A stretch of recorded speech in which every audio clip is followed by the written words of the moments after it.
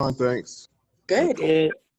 Now y'all Peace got and to be blessings. real look, y'all have to be real lively because I was crowned Domino King again. Again.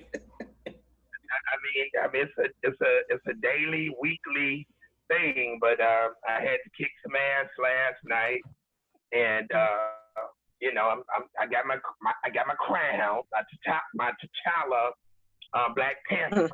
Well. Good for you. All right, brother. Congrats. All right. As I always do, I start with a couple of words synopsis from everybody on what they thought about the film, and this is the first. I thought it was time to now get into a film targeting the African American community and whatnot. So, give me your synopsis, everybody, in a couple of words of the film before we get into the gist of everything.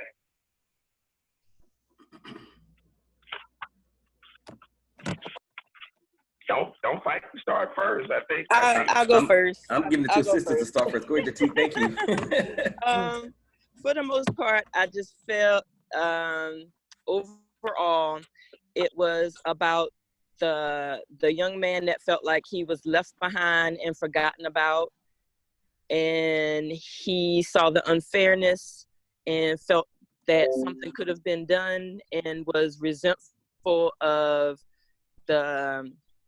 just the technology that could have leveled the playing field. So he let anger and resentment kind of cloud his judgment. And it just kind of was indicative of, to me, as far as how we struggle, we have people kind of in different, places in their life, different perspectives, but everybody can't come along because some people are going to kind of sully the message or sully the mission. So I think that's just why it's important that everybody has to be on the same page. Cool. Next.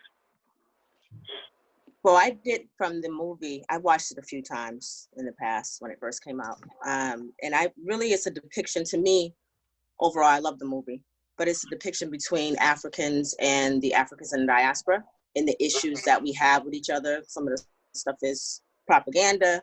Some of the stuff is real to us. And the fight between that. And I saw the gap being closed in the movie, or at least they attempted to do that. But that's what it reminded me of. Okay. What gap, Linda? I don't understand that part. What gap? Well, when I say the gap, I mean I'm speaking of the issue where they were trying to help the Africans in diaspora with the, what is it called? The vibranium, whatever. Vibranium. Yes, yeah. So basically, to help us in the diaspora to overcome our oppressor. Oh, gotcha. And okay. that was something in the beginning that they were trying to do, which was illegal for them to do. But I saw that gap being closed in the end. Okay, cool. Thank you. Okay. Yeah, I think watching it this last time, I was looking at it from a different lens, and I think the nephew, although he was made out to be, I think, the villain. Right. Yeah. He really wasn't the villain. And, I think his intentions were good, but because he was left behind, he was rightfully resentful.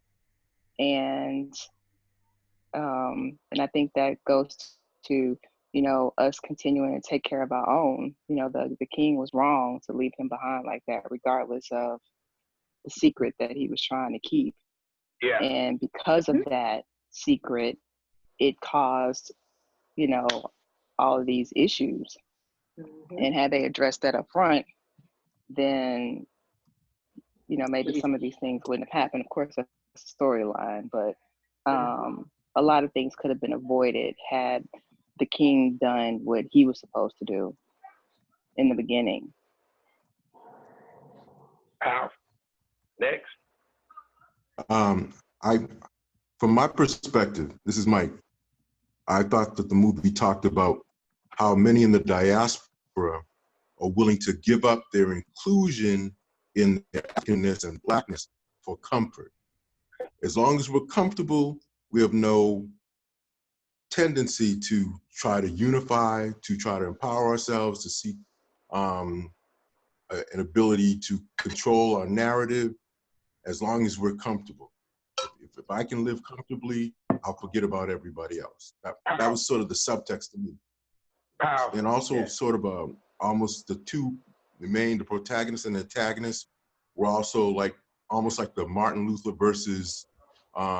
King versus Malcolm X kind of perspective. One is like, by any means necessary, I will utilize force or whatever to gain my freedom. And the other was like, that's not what we want. As long as we can live good, separate from everyone else, and it's what happens to the rest doesn't affect us, we're good. And so forget the rest of y'all. So that was kind of the perspective I got. Powerful. Next. That's a good one. There was one other thing about the one white dude that got the luxury of going to Wakanda. You know, it was almost like they couldn't do it without him. You had to have the one white dude Got to have it. go up to save the world. You know, and you know, I think it feeds into that mentality that we can't do it without them. You know, even if it's just one, we got to have one that has to be in the know to help us save us. Exactly. I think also it's interesting to note that the original Black Panther comic book, which they pulled this film from, was written by two Caucasians, and it was patterned after the Black Panthers. Yeah, we gotta definitely get into that. We're gonna definitely get into that. And Brother T, I invited my my sister Erin Shirley Ori, who has joined us on the line. So I didn't know, Erin, if you wanted to come off mute and had any comments. No, actually I don't. I just want to enjoy the dialogue. I haven't watched it in a while, so I'm not as fresh on all the little things that you know, of course I remember the big picture, but not the small things. So I just wanted to hear what you all were talking about. Well, you'll be able to share because we're gonna jog your memory. Yeah, and he gonna call you out. He gonna call you out. Definitely call you out. Are there any other sisters who have anything they want to share before I add my 2 cents? All the sisters have gone? Yeah, I think so. Okay. I thought I watched the movie again just to make sure that I was fresh on everything. And given how Brother Craig has broken everything else down, I was paying attention to all the numbers and all the symbols. I didn't want to miss anything. I felt pretty much the same I did when I saw it the first time. I most certainly did not see Killmonger as the villain at all. I thought this brother had some righteous anger, and what he was trying to do was a good thing. The only difference between how I feel about him the first 3 times I watched it, as opposed to a few days ago, is that his, you know, considering what Brother Mike said, by any means necessary, his level of hate for the Wakandans. He was about to kill Black Panther's sister because she was connected to him. I mean, it was a scorched earth policy. I'm going to destroy everything. Not seeing how what Wakanda had could have benefited his cause and liberated the melanated world, and keep that intact. He wanted to destroy everything. So I think that may have been a bit counter-revolutionary, that you are so pissed off, you want to destroy the thing that could fix the things that you're trying to fix. And depending on your perspective, it's very, very, very easy to see Wakanda as the enemy, as the villain. Because when I think about slavery, how long it lasted, what it did to us, colonization, how long it lasted, what it did to us, and everything else that we've been dealing with since then. If Wakanda had the power to stop that, and they knew it was going on, and they didn't, I don't know how Wakanda could not be seen as the villain very easily. So my perspective is pretty much the same, except for that one thing that I noticed on Killmonger, his level of hate as it relates to the whole entire Wakanda nation, if you will, was a bit much. I understand it, I get it, but you know, like King T'Challa was saying, you don't want to become that which you hate so much and you're trying to destroy. So I think that again, going back to the things that we've already talked about, you know, that's why it's so important to have a strong group around you that can temper and guide and direct what you're feeling, what you're thinking, so that your natural gifts can be used to move the people forward as opposed to destroy the people. Exactly. And you know what's interesting to that last point before we get into this, that hate that was exhibited by Eric Stevens, so-called Killmonger, is real. Yeah, no doubt. That exists within a lot of pseudo-intellectual, pseudo-romantic revolutionary Negroes that we encounter in a lot of these various groups. Hebrew Israelites, the Moorish Sun Temple. I mean, a lot of the different groups. And that's one of the things we're going to discuss today, which is balance. Yeah, amen. Balance is very important as relates to this overall situation. All right, so first question. Well, may I add my thoughts? Okay, Brother Charles was in. Okay, all right, Brother Charles. After listening to what you guys and ladies, your thoughts kind of made me think a little more about the movie as well. As far as Killmonger is concerned, you know, we got to keep in mind that he basically was trained by the CIA in the movie, so he wasn't nothing but a killer. Exactly. And all of those body scars, those body scars that he had represented a kill from all over the world, where he had literally been all over the world for the CIA killing people. Exactly. And so he became a killer. And exactly. Then on top of that, when you have people battling for real power, see, I think this is where we as a people, when I say we as a people, I'm talking about Black people the world over, and particularly those of us in the diaspora, but I guess in Africa on the continent as well. When you have people battling for real power, killing and death is just a part of that. That's the part a lot of us don't get. You know, the kingdoms, so-called kingdoms of Europe, all started out as gangs, like the Bloods and the Crips. And they would move in on one area, kill the men, take the women, take the children, to place a cousin or a brother or a son there as a governor or a prince, and stretch out the boundaries of their kingdom. And so killing, and see, this is why we, in my opinion, have been so abused by the European and other peoples, because we are not really a cruel and merciless people. But in order to fight fire, you got to bring some fire. You see, how we going to win when they shooting us down and killing us in the streets and we praying and marching? You ain't going to never win that battle. Never. I don't see, you know, they ain't going to give us anything. You got to, and Killmonger was of the type where being already a killer, he understood that it was that killing was required for him to have power. And not only that, he had something to die for. When you ain't got nothing to die for, you really have nothing to live for. As a man, as a real man. And so he was willing not only to kill whoever was in the way of him taking power, he was willing to die, and did die in the end for what he believed in. He even chose, I would rather die free to live the rest of my life locked in a cage somewhere.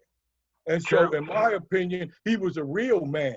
He was a man who was willing to, as they say in New York when I was growing up, go the limit. He was willing to go the limit for what he believed, which was to take a life. And if Black men aren't prepared to defend ourselves, our women, and our community to that point, then we ain't never going to win. They're going to always have their foot on our throat.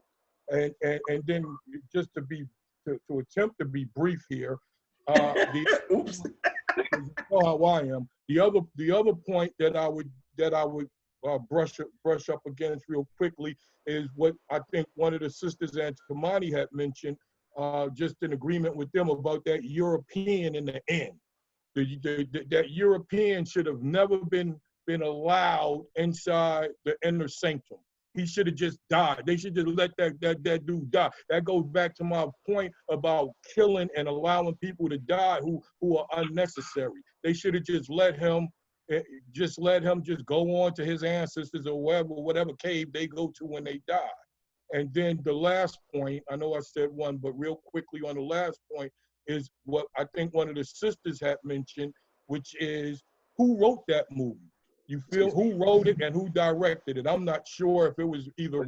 I think it may have had a black director, but who was the writer? Who were the producers? Who was the money behind it, saying what's allowed to go in and what's not? Yeah, we're gonna definitely get into I that. did. Could I just mention one other thing that you may not be aware of? The movie, when it was made, it did have a black director. I can't remember his name right now. Yeah. But it was not expected to make a lot of money. It was not expected to have worldwide attention. And a lot of critics were upset that it did. And the other thing was the director was responsible for a lot of the subtext that was in the movie that appealed to the black audience. It got past the censors of Disney. It got past the people that funded the movie, that there was a subtext with Killmonger and reflective of the African-American experience. There was a subtext with the garments that they wore representing all these different African cultures. They weren't aware, and then once they became aware, it was too late. It had already affected predominantly a huge African audience that saw themselves reflected in the Wakandans. Yeah, exactly. And we're going to get into that particular part as well. But that was Ryan Coogler, who's the director of the film. So we definitely going to get into that as we peel the layers back. One thing I want to say, and I always tell people whenever we review a movie or a book or documentary or whatever, always study the author, writer of that particular artwork, because that's going to give you a lot of hints. And Brother Charles hit on something, Brother Mike hit on something with regards to that, and we're going to get directly into it, but always study that, because this is not just something that is being shown to you. There are messages throughout the entire film. And when you start to have, or the way that I conduct movie discussions or book discussions, we peel the layers back to get to the core of the message, because it is both art and science. There's a art to presenting literature, but there's also a science to presenting literature in written text or on the screen. And on the screen, now you can combine visual images along with that. Okay. And then you have to consider the subliminal messages as well. Well, that's why I was saying in terms of the art and science of it, and that's why I said we're gonna definitely talk about that, and I'll get y'all's take on that. So the first question that I have for you guys: how many tribes established Wakanda? 5. Okay, so tell me about that number 5. Oh hell, my mother got 5 sons. Does that count? I'm the last one. I don't even know. What did we talk about with V for Vendetta? All those 5 things. Exactly. So tell me about that number 5. I don't know. I gotta remember. In certain numerology, the number 5 represents power. What else? I believe it's also the symbol, the Ankh started with the number 5. The Egyptian symbol was a numerical symbol first, and it was 5. It actually is still 5 was representative of the combination of the male and female symbols and universal harmony. So the number 5 indicates someone who is full of energy, brings adaptability, independence of thought and action, and an unwillingness to completely conform. The number 5 can also increase versatility and independence, but people must guard against overwhelming desire for change, as to not be consumed by variation and thus unable to maintain happiness without it. So again, we get back to balance. And I'll read this last little thing. If numbers were people, they would share many qualities with extreme personalities of the gods, like Hades and Hermes. People tend to be a combination of many numbers, so it is rare to know someone who truly lives up to one's numbers personality. Because again, we get back to balance. Now, the interesting thing about this, when the movie, because so much of the movie is actually laid out in under a minute. The first minute of the movie is the most powerful part of the movie. But again, that's for somebody with a trained eye and understanding the context of what was laid out. But we're gonna unpack that. But within the first minute, under 2 minutes, you get the number 5, and these tribes agreed that they would create this particular place called Wakanda. All right, so there was agreement. What biblical story represent that agreement? And I will give you a hint. It's in the book of Genesis. What biblical story represents that agreement and the power of that agreement? What agreement? You mean to build a city? To build this particular nation, Wakanda. I'm going to guess that Babylon. Are you referring to Babylon? Babel. Yeah, Babylon. Babylon. No, there's a difference between Babylon and Babel. Yeah, okay. Those two different places. I didn't know that. But yeah, you're right on point with that. Now I reference that because I would suggest that you guys study that particular story. It's a very important story as relates to us as a people. Because Brother Mike, what did that story? It sounds like you have some reference point to it. Nimrod. I'm assuming. No. There were 2 very important things that led to the unity of our people in Babel. What were they, Brother Tamani or anybody else? Language. I'm gonna say language and the tower. And culture. Language. Well, language comes from culture. So you're right on point with it. Language and speech. What's the difference? Language and speech. What's the difference? So language is the actual words, and then the speech is the articulation of those words. Okay. So language are the actual words and the meanings, and the speech, the articulation of those particular words. That's a very important story that we need to focus on. And like Brother Tamani just hit on, that gets on to culture. So culture produces language, culture produces fashion, culture produces eating habits, diet, nutrition. It produces politics. It produces everything that makes an individual who they need to become in a positive light. And so I'll just read the first few things here. It says in the 11th chapter, first verse, it says, and the whole earth was of one language and of one speech.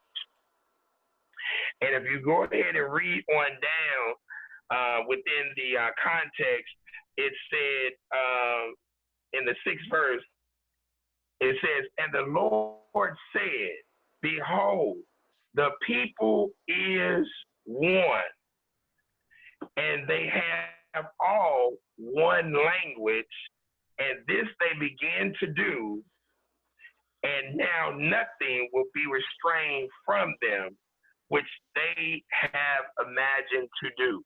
Yeah, that's Babylon. No, it's Babel. I thought Babel is what they were forced to do once their languages were separated. That's where supposedly the word Babel comes from. No, that's where the term Babel comes from. But there's an actual place that was called Babel. They actually the white folks made a movie about that, the nation of Babel. But Babel and Babylon are two different places. Babylon is actually modern day Iraq. Right. I understand that part. Those are two different places, though. Babel spelled B-A-B-E-L. Yeah, those are two different places.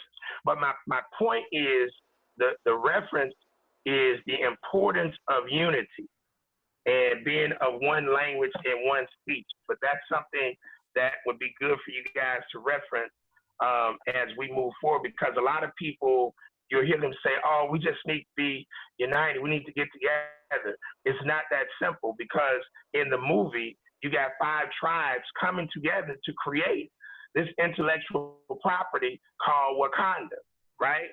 So now, what happened? And we're going to get into that. But my next question is, what is the most important cultural practice that is going on in the first minute of the movie? Hey, Brother Craig, I have a comment before we get to that question. All right. I'm trying to throw a monkey wrench in your perspective. Cool. From the very beginning, the tribe that,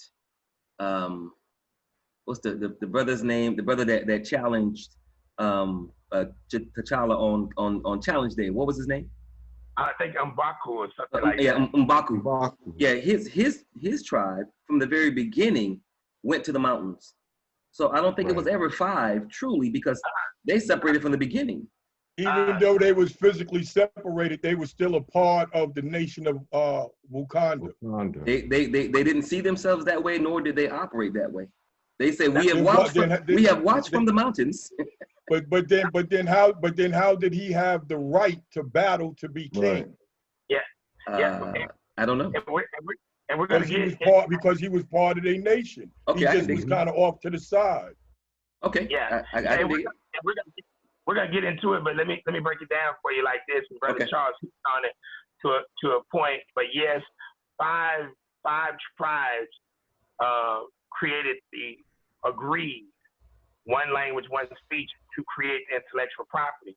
However, the Bari tribe did go into the mountain, which left 4.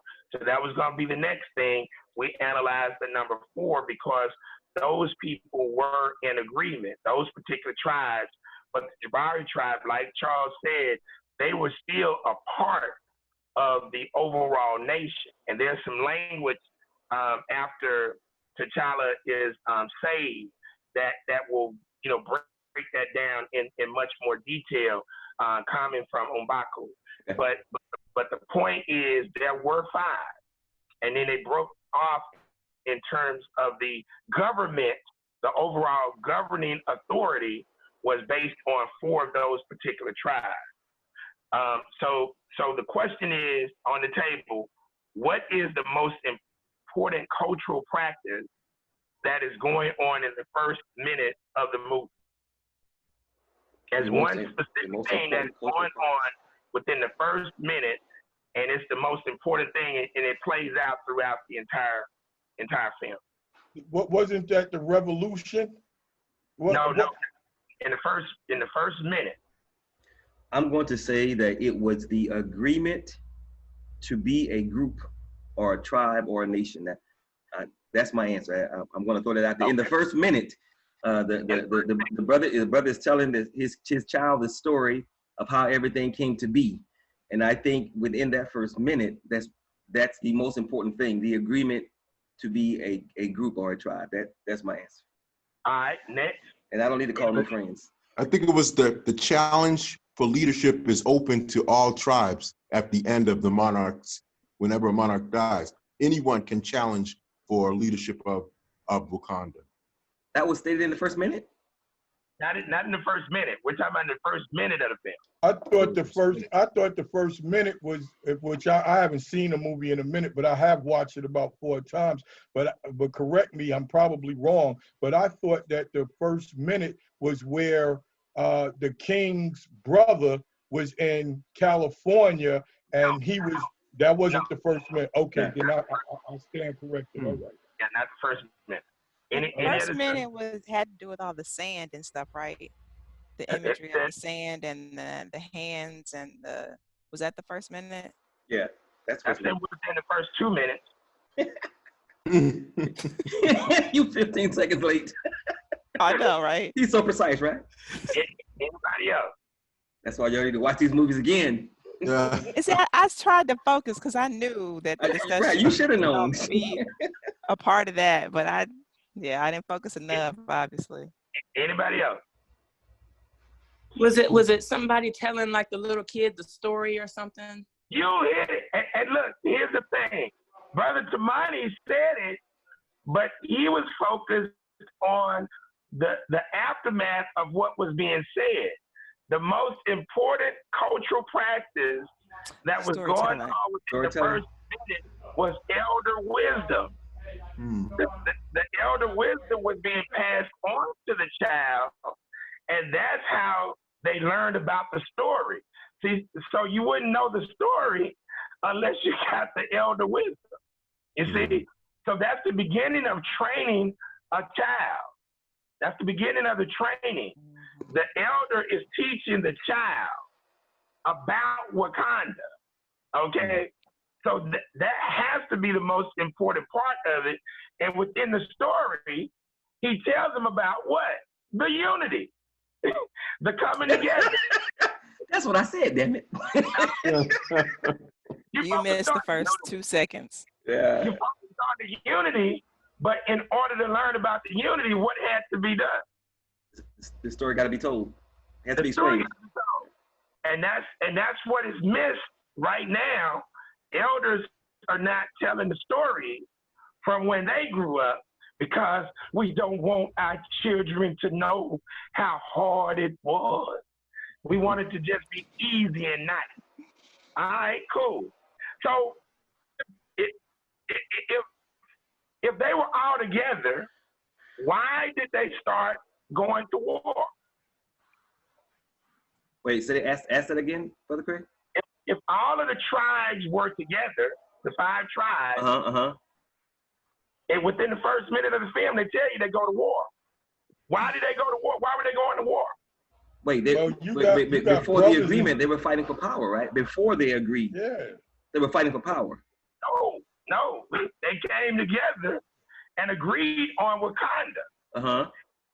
And as a byproduct of agreeing on Wakanda, they started fighting. Why? I don't know, but I'll guess over power, but I'll let you tell us, bro. I don't know.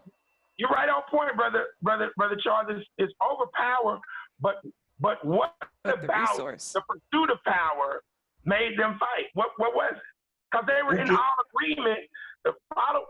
The reason I said the story of Babel and being of one language and one speech, and I went to that 6th verse where the scripture said, and the Lord said, look, man, all these people are on the same page. They got the same language. They got the same speech. Anything they imagine, Wakanda came out of their mind. So it's an intellectual property. So anything they imagine, they can achieve. So if they're on the same page to create Wakanda, how in the hell did they start going to war over power? What led them to that? Capitalism. They was all greedy. No, capitalism did not exist. I'm messing with you, Tamani. Well, cut it out, damn it. I'm sensitive. Sharing the knowledge. Did they have a disagreement about like the way they wanted the tribe to go? Like most of the tribe were about advancement, and I think the ones that went up to the mountains were about like maintaining their. Oh, I think I got it, sister. The way of life. You're in the some of them, I think the ones up in the mountain who took on the emblems of the gorilla, they wanted to share the resources with the rest of the world, and the rest and the main lead, the Black Panthers family, and the rest of them, they was just satisfied keeping it to themselves. So what is one word to sum up what Charles just said and Jatik just said? What is one word? Politics. Well, that's a part of. That's a good guess. What about greed? Greed. Anybody else? Power, control, unity, Okay. generosity. Nationalism. Well, what do you call it when you're about your own people? Is that What? nationalism? Yeah, that's nationalism. That's called nationalism. So I'm a yield, Jatik. I'm gonna give you that answer, but more importantly, it is tribalism. There it is. Oh, there it is. Wow. Tribalism existed between the 5 tribes, although they spoke the same language and speech. The politics that Charles talks about came into play because each tribe had different philosophies underneath their agreement. And so they went to war to push what? The political agenda of their philosophy. Because there was a push for what? Power. So now, how did that stop? How did that stop? How did the war stop? The fighting stop? The warring stopped. Oh, someone rose up, a minister, an elderman, somebody rose up from the sand. And I don't know if he had the power of the Black Panther at that time, but somebody rose up and they agreed to follow that person. Man, look here, y'all gonna go back and look at this movie. Y'all gonna be like, God damn, that Negro be breaking.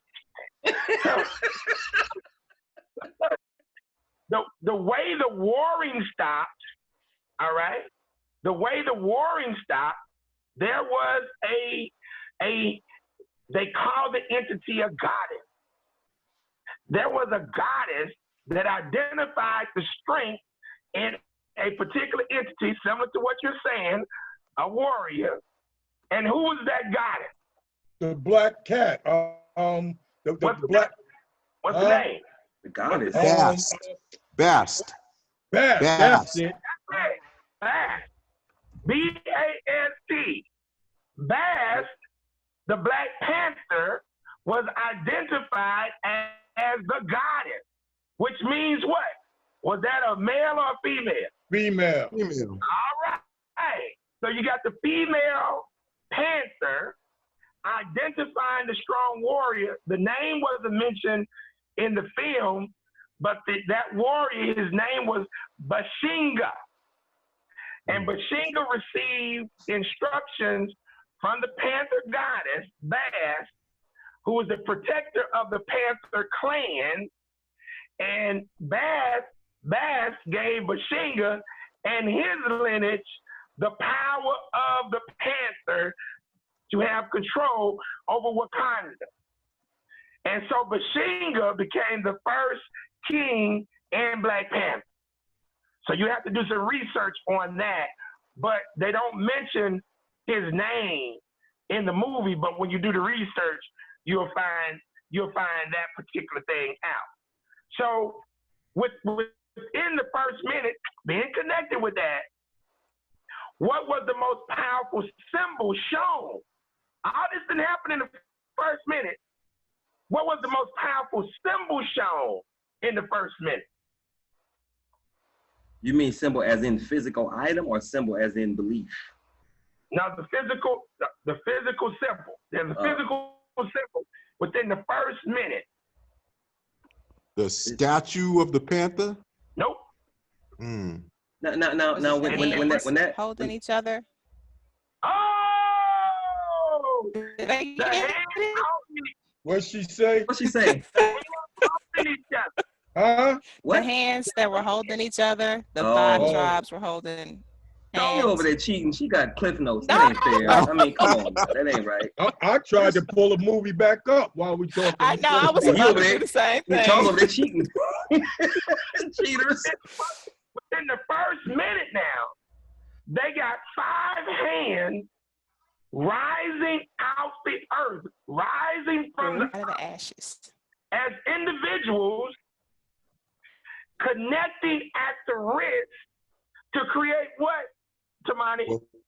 So that unity. Say that one more time. And going back into the earth to do what, Tamani?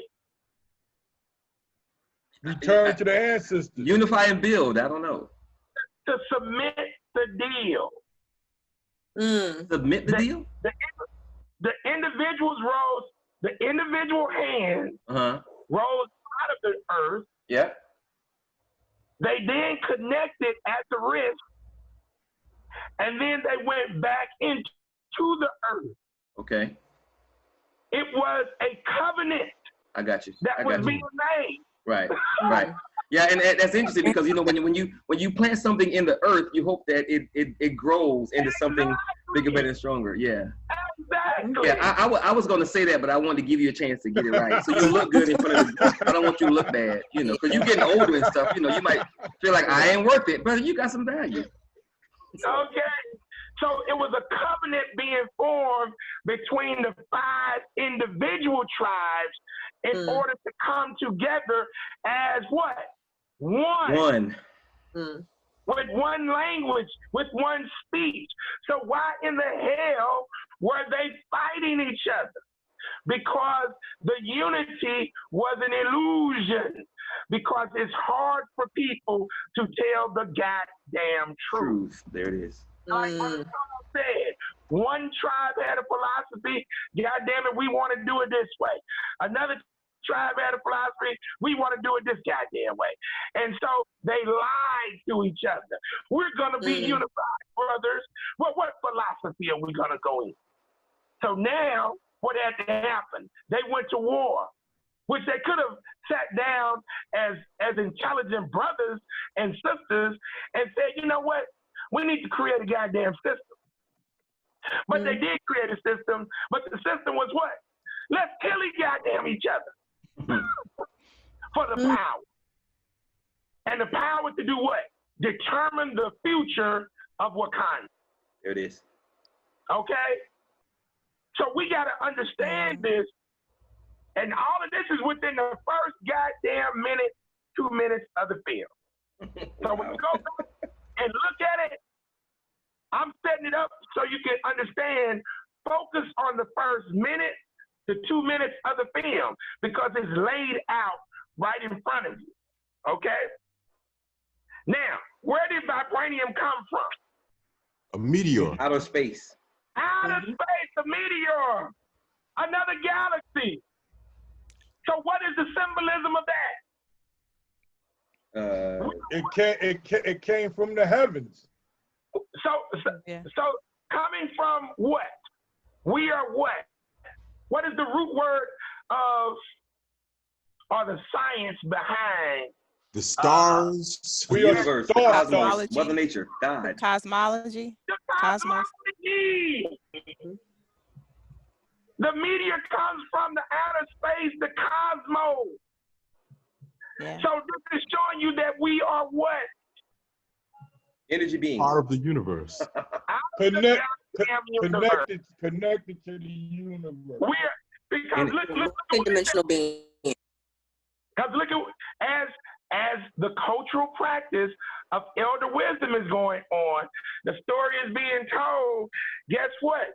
Now, the narrator says this meteor comes from out of the space, out of the cosmos, before the time of who?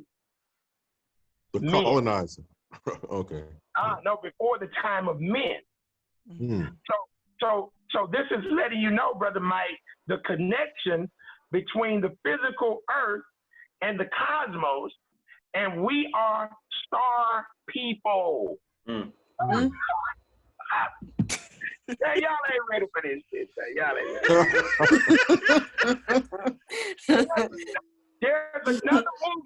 There's another movie that the crackers created to prove this point. This is where they study us now. This was made in the 90s. Y'all can pull it up. It's called Stargate. Go look at Stargate when you get a chance. They let you know They letting you know that your people are star people. Just so you understand that. But I just wanted to hit on that for a quick second. Now, quick question. Why in the hell is a panther, which is already black in color, called a Black Panther? Because it's part of the leopard family, right? I believe. I don't understand the question. Say that again, please. Why? So you know the movie is called Black Panther. And you know the Black Panther Party for Self-Defense created itself based on the symbol that came out of the political activism that was going on in Louds County, Alabama, to register Black people. So the question is, the Panther is already black in color. Why in the hell would you call the Panther, which is already black? It's a mindset. Black. Well, actually, Black Panthers, I believe, are leopards. I don't believe it. I know it. Black Panthers are leopards. They're just melanated completely over the outside of their skin, whereas a non-Black Panther leopard has rings, has spots on it. So think about what you just said. I want you to listen to what you just said. The panther is actually a leopard, right? So why? Well, according to the way the Europeans have described them. So why wouldn't you call it the black leopard? See, it can't be. The panther is black. It's almost like a euphemism to say, or oxymorons, like Moses in scripture is actually a brother. I got you. It's redundant. It's redundant. Exactly. So why the hell would you say I'm the black Moses? But is it a mindset? Is it a cultural mindset of being black? And not just. Don't know. That's why I'm asking y'all's perspective. I don't know. I think it's redundancy because, and it trips me out when I hear Hebrew Israelites say, I'm a black Hebrew. Like, Negro Hebrews are black. They're already black. So it's just something to think about. I wanted to throw that out there so y'all can check out that overall deal. So we talked about what happened with the unity. We know tribalism came in. And the reason you got to know this, somebody talked about it, I don't know if it was Jatika or Linda, but they said nationalism. So that was a great term for, an advanced term for tribalism. The elevated term is nationalism. This is why we will never get together if we don't stop this goddamn foolishness. Yep. You cannot see the whole push at the end of the film was about us recognizing that we're all connected. Whether you're in Nigeria, whether you're in America, whether you're in melanated people who are spiritually and culturally rooted, we're all connected. But what disconnects us? Tribalism. The tribalism, yeah, the tribes we're part of. Yep. If we don't stop that, we'll never figure it out. But guess what? The Black Gold Nation is going to stop that. Word. So when we do these films, I'm not just doing a goddamn movie review.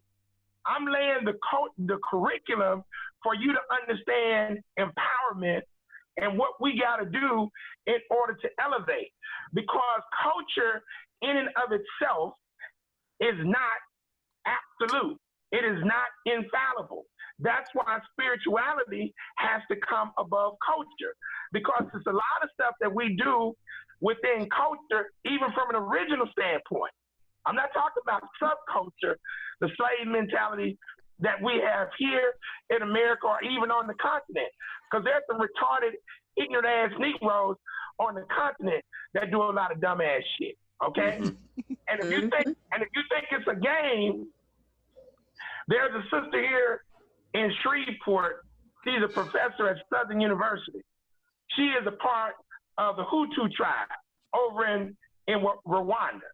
And I asked her when the movie Rwanda came out, I said, sister, why are y'all fighting each other?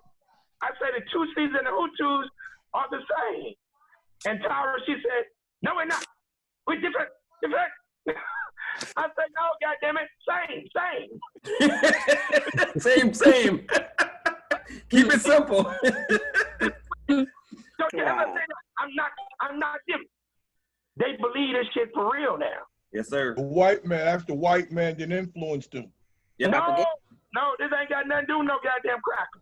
Hey, as a matter of fact, this is how the cracker was able to come to the continent and take the goddamn continent. Yeah. Because tribalism had us at war with each other. And I wish Harlan was on the call, because one of the most powerful symbols that you see in the film, and it's being sported by T'Challa's sister, is what? Say that question again. Say that question again. One of the most important symbols that is being, I wish Harlan was on the call, because one of the most important symbols that will demonstrate how tribalism allowed the cracker to come in and take Africa is being displayed by T'Challa's sister. And what is that symbol? The bracelet she has on. Is it the symbol that's on her chest when he comes back from that mission? That's the Indinkra symbol, but that's not it. But it's when the hand that she was wearing that she controlled things with. No. Was it her hair? The design in the back of her head? Is it the beads? It was the beads. Yeah, the beads. The beads.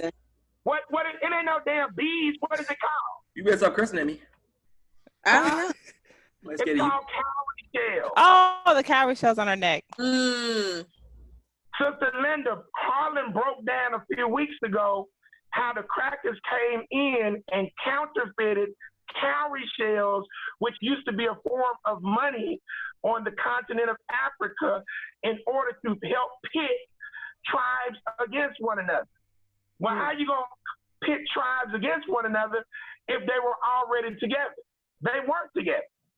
So the cracker comes in, counterfeits, destabilizes the economy with the cowrie shell. And she had the cowrie shells prominently displayed on her neck and in her hairstyle. That's the symbolism that Ryan Coogler cleverly put in that film, which gets back to Brother Mike's point about, the symbolism that was being used in that particular film. All right? Y'all with me? Yep. Yeah. Gotcha. Yes. So Wakanda was built, Wakanda was created based off the energy of what? Vibranium. Universe. Vibranium. Exactly. Now, how, since vibranium is the greatest energy source in the universe, which comes from where? Outer space. Give me a better term. Another galaxy. Universe. Atmosphere, universe. The cosmos. The universe. There you go, Brother Charles, because cosmos leads to the science called what? Cosmology. Exactly, goddammit. I'm teaching y'all ass. I want you to. I already knew that. Hold on for a second. I like to take a moment. I was about to say cosmetology. Hold on. Let me take a moment to say that the Black Gold Nation does not condone the usage of this language nor anything foul coming out of this Negro's mouth. Wow. Break it down to the most elementary goddamn level. So, and cosmology. Goddamn it, that's a science that you need to study. Yes, sir. Okay. I'm bringing it, and that's our goddamn numerology, all of this astrology. We got to get back into our human sciences, okay? Yep. So how did they keep the power and the secret of vibranium from the world? They hid it in plain sight. Yeah. You get an A, boy. You get an A. They hid it in plain sight. But you know, Negroes want to show every damn thing in 2021. That's right. See my gold chain and my sneakers. They want you to know. Goddamn, I drive a Bugatti. I got it. So a lot of times we have to do things, hide in plain sight in order to maneuver our agenda. Do you all agree that that was a good thing, good tactical maneuver? Oh yes, by all means. Yeah. At first, yeah. They hid in plain sight, but guess what they didn't do? Reach out. People in the world. Yeah, right. And why didn't they do that, brother? Why didn't they do that, Brother T? Because they felt like one word. Oh shoot. Fear. Individualism. Give me a better word. Greed. Selfishness. Greed. I said No, they weren't greedy. It had to be I selfishness. think it was fear. I think they were afraid. They were afraid, but one word that we just went over. Tribalism. Tribalism, goddammit. That they said that's them niggas. Right. It was us and them. I'm gonna break this movie down for you so you can get it. The tribalism, they didn't see everybody else who were melanated as their people. And you know what was interesting. What's interesting about that, Brother Craig, is that the very foundation, how it all came to be, was everybody coming together to say we are one. Exactly. But then on your point, Brother Craig, really you just made me think of something that you may or may not agree with. But they did. A big part of the problem was they didn't even see Killmonger as part of their people, and he was their flesh and blood. Direct. Exactly. And that's a part of the damn tribalism. See, because he was born. See, hold on. He had an American mama. His mama was American, and he was born in America. Exactly, goddammit. You even Angela Bassett, as the mother, she said it when they was holding trial over Killmonger's fate. She said, I think it was her who said, he's not even one of us. Exactly. Yep, she sure did. Yeah. She dismissed him. She turned her head. She walked away like, whatever. This Negro. Your sound going out, Brother Craig. Your sound going out. Oh, my bad. That's why tribalism is a bad thing. Yes, sir. It's a death knell. For all of its splendor, people focus on the pros of tribalism, but they rarely talk about the cons. Tribalism can never lead to the unity that we need and the empowerment that we need as melanated African descendants in this particular country and throughout the entire world. It cannot and it will not. That is being shown throughout the entire film. And that's the message, okay? So you're going to talk about current day tribalism within our society? You already know I'm bringing that into the film. I'm going back and forth, my dear. I know. He actually kind of hit on that already, talking about the Israelites and the Moors, and then you got. No, I mean even more current than that. So let's break it down. Let's break it down even more. You got the Divine Nine. My queen is a part of Delta Sigma Theta.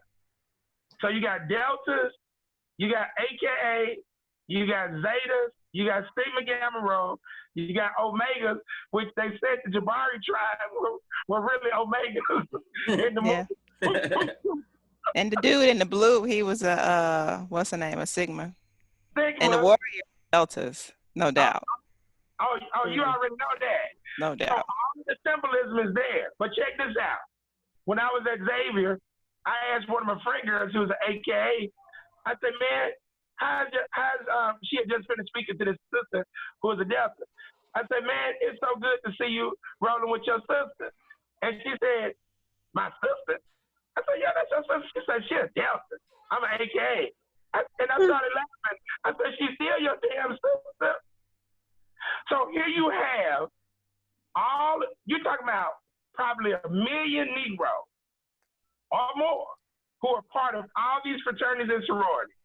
And guess what? They don't have one goddamn resort They don't have a hotel. They don't have a goddamn. They don't have a goddamn thing. But not only that, brother, the vast majority of them, I would gamble, don't even know where these sororities and all originated from. They call it the Greeks, the different Greek organizations, when really all of that stuff originated in Egypt or Kemet. And so they don't even have knowledge of where these organizations they claim and originate. No, you're absolutely correct, Brother Charles. But the thing about it, I know they will never change to go back to their African roots. So I deal with them where they're at. So where they're at, I'm like, y'all have national meetings every damn year. Why wouldn't you all consolidate as a collective? Because they have the illusion that they come together under the Panhellenic Council, okay? And let me break this down for you, Sister Linda. You know why they can't come together? It's two things: spirituality and the lack of culture, the lack of spirituality and culture. And let me tell you something. By not solidifying their spirituality and culture and doing what Brother Charles just got through talking about, upholding Greek culture. Greek culture is rooted in what, Sister Linda? Individualism. So now as you continue to promote the words and the symbols and the philosophies of the Europeans, that now locks you into your individualism. So now the African philosophy of collectivism is thrown out the window. We behave like those that taught us. Yep. Look at all of them got nurses, doctors, lawyers. You got all the skill set. Everything is there. Everything is there. And stupid as hell. I wouldn't say stupid. I wouldn't say stupid. Don't go that far now. I'll act like I'll retract that statement. And not all of them. And well, you should, because it's disrespectful, and they're not stupid. They're just ignorant. Big difference. Yeah, and it's not all of them, and it's not all of them, because like my queen, she wants to learn, she wants to grow. She has sorority sisters. So we gotta work with them, because that was the challenge of Marcus Garvey when he was trying to get W.E. Du Bois on board, but because Garvey was not even from America, and he damn sure didn't fit the talented 10 image, he couldn't sway them. Well, I'm from the streets, but I went to one of the most prestigious institutions in the world, Xavier University. So I'm connected to Tara. Tara is now learning spiritually and culturally. She's connected to Delta. So it's a process, Brother Charles, of doing this. It damn sure ain't gonna come from no hostile takeover. I can tell you that. Well, I agree with you. It's probably not going to come anyway, because most people on the planet are comfortable where they're at. And most people, if you subscribe to the words of Christ, he called people, his followers, to be more specific, he called his followers sheep. He said they know his voice, and when he called, they'll come. But if you study the nature of a sheep, personally, I don't find being called a sheep a compliment. Sheep are weak. They're eaten by lions, bears, and humans. They don't have much intelligence. They'll eat grass. And once all that grass in front of them are gone, the vast majority of them won't even go across the street where there's more grass growing. So let me ask you this, Brother Charles. If you believe that. I believe what? What you just said about sheep. I'm about to ask you a question. If you believe that, why did the Creator create them? Why did the Creator create who? Sheep. Why did he create fish? Exactly. So everything, I'm showing you, you're contradicting yourself. Everything has a role to play. Every entity has a role to play. Every single one of them. In the world, Brother Charles. No, my point, I'm not knocking a sheep for being a sheep. I'm knocking a human being. I'm not, no, I'm not, brother. You gonna tell me what I'm doing? What I'm doing, sir, is I'm saying that people that have sheepish qualities are, in my opinion, are not, it's not a compliment for someone to call you a sheep or to say that you have sheep-like characteristics. But that someone is I mean, that's those who wrote the Bible make that reference, right? Yeah, and it's made because metaphorically, a sheep is not a dumb animal. It's just docile. And so to be docile is not to be stupid. That's just the role that they play. And there are those who are created to be wolves, and then there are those who are created to protect the sheep. So there's a role that everybody has to play in this society. I mean, period. So we got to understand that everybody is not going to be a warrior. You see, like if you go back to the movie and you go into the movie, the brother who ends up becoming the true betrayer of Wakanda, that wasn't Killmonger. It was actually the general's love interest. Yeah. See, now he didn't want to challenge T'Challa in front of everybody, but he got with who? He know he couldn't beat the brothers of the Jabari tribe, so he maneuvered with Killmonger. So how the hell do you now roll with a perceived outsider when you weren't willing to challenge T'Challa for leadership to begin with? The right way. Right. The right way. Yeah. Because he knows he would have got his ass smoked. He would have brought that smoke. At the end of the day, everybody, the other tribes pretty much knew they were not the warrior tribe. So they were cool with their role. That don't make them stupid. That don't make them weak. That's just their role. Right. Some people have different nature. Right. Some people are introverts. Some people are extroverts. Right. Some people are aggressive. Some people are not. So, but everybody has their role to play, their strength. But I don't never see a sheep as being stupid. I just see them as being docile. And yeah, in comparison to a wolf, bam. So is the premise that every entity should be a wolf? Is the premise that every entity should be a lion? And let me add, Brother Craig, the higher consciousness understands that not only does everyone have a role to play, but that role is an important role. And for those of us who don't see that, then we're not on the level that we think we are. And we need to better understand that everybody can do something. And it's on us to understand that the hybrids that can operate on different levels in different environments with any person, we understand that, okay, that brother might be docile, but you know, he can carry the ammo because I just ran out. So everybody can do something. Everybody can do something. Everybody can do something. If they want to. And Brother Tamani, you were in the military, so you know everybody. I mean, if everybody was shooting a gun, who the hell gonna heal the damn people when they get shot? Brother, that support mechanism is vital. You can't go to battle if you don't have no support. Listen, I agree with most of what y'all are saying, but I would add this part, not to be argumentative, but I would have no problem being a medic on a battlefield. But let me tell you something. When you drop your gun, I better be ready to pick it up and fire, especially if it ain't nobody else there firing alongside of me. And you better know how.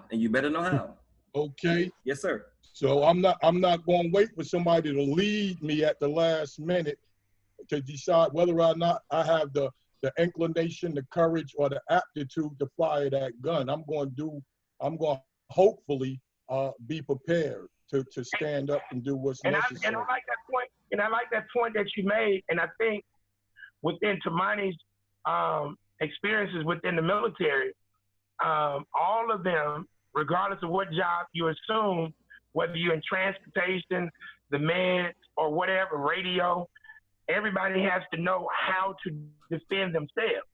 So what has never happened is a grassroots coalition Yes, sir. has never been designed Yep. internationally, nationally, or locally that would teach the sheep how to defend themselves.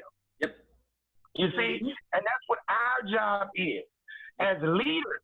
See, Killmonger wasn't a leader. He was a foot soldier with leader potential because they let you know he had leader potential because he went to MIT, graduated top of his class, and he went to the Naval Academy at Annapolis. So he really was out for himself.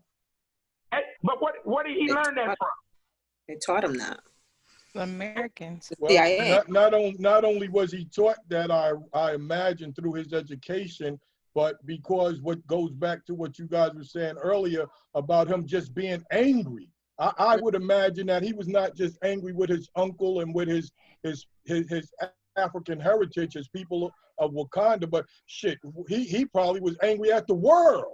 Well, you ain't got to imagine. He says that in the film, but here's the thing: his anger at white supremacy, racism, was less than his anger That's right. at being at Wakanda, Yep. his uncle and his dad, and being left out. That's what fueled him to be willing to kill for the racist crackers. That's what fueled him to partnership with another racist that helped to kill black people in Wakanda. That's what happened that led to his uncle having to end up killing his brother. Yeah. And I'm going to disagree that he was not a leader. I think the brother's innate desire to set the record straight in his head, he was on a path that he put himself on, went through hell to achieve his goal, and he was very close to achieving it. And he was fucking, by, excuse me, sisters, by any means necessary, I'm going to set the record straight because I know how my people are suffering. I know what can stop it, and damn it, that is a righteous cause. So I would not say that he was not a leader. So let me tell you why I said that he wasn't a leader, He just didn't have proper guidance. I say he had leadership quality. Yeah. Regardless of where you're at, and that's why I love the game of domino versus the game of chess. Because in the game of chess assumes something about life that is not true. And that is two combatants have the same artillery.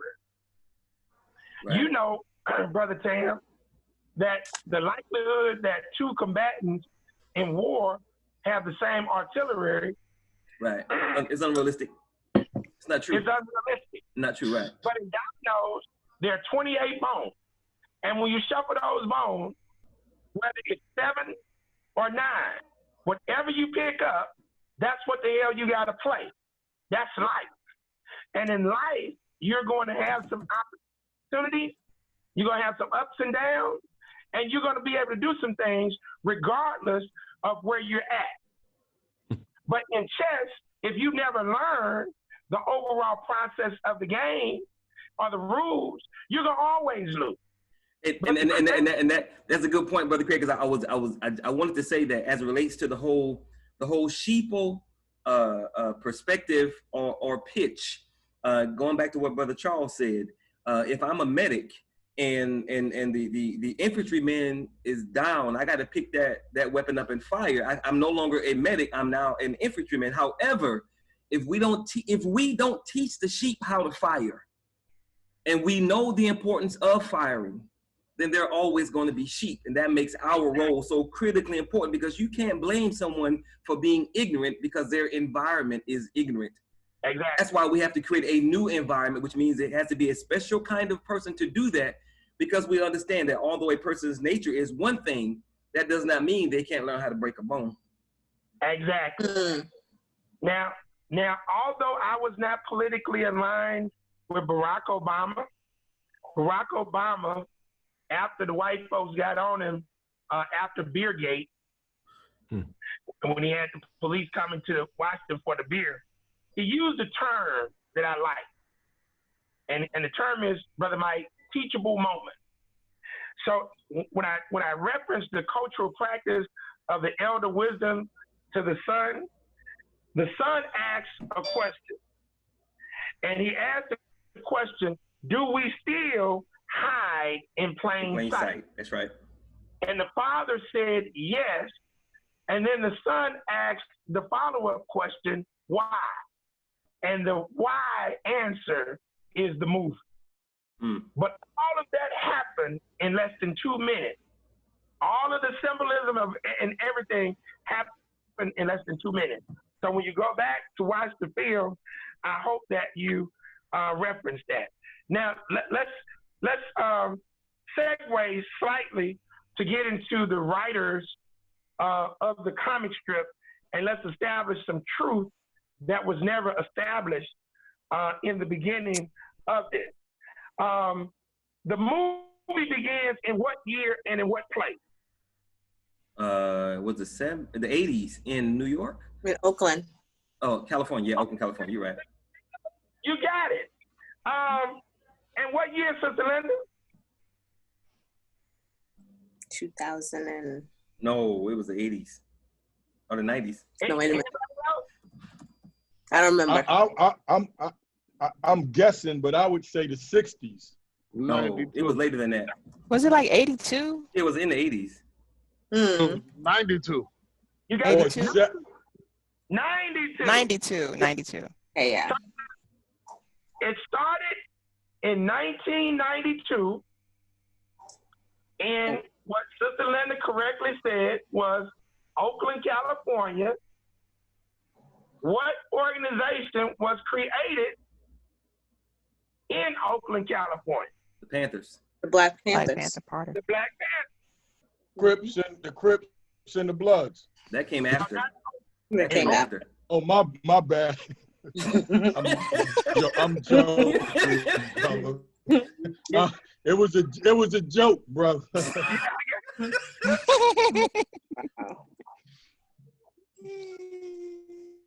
You're on mute. Oh, funny. What the Panthers created. You was on mute, brother. Repeat that, please. We didn't hear you. What year was the Panthers created? 1964. 1964. Yeah. 60. I'm saying 64, 65. I'd say 64. I'm with Tamani on that. Incorrect. What Whatever. year Then it was earlier then. 1966. Well, it was later then. Nah. You're misinformed, brother, because they were having secret meetings for 2 years talking about sand and holding hands. That part didn't become public because of Google. No, I got you on that, but their history is rooted in 1966. Okay. The formal. Now, when was the Black Panther comic strip created? Brother Mike? Mike would know that one. I'm thinking around 68, something like that, 69. Wow. Is that old? What year, Mike?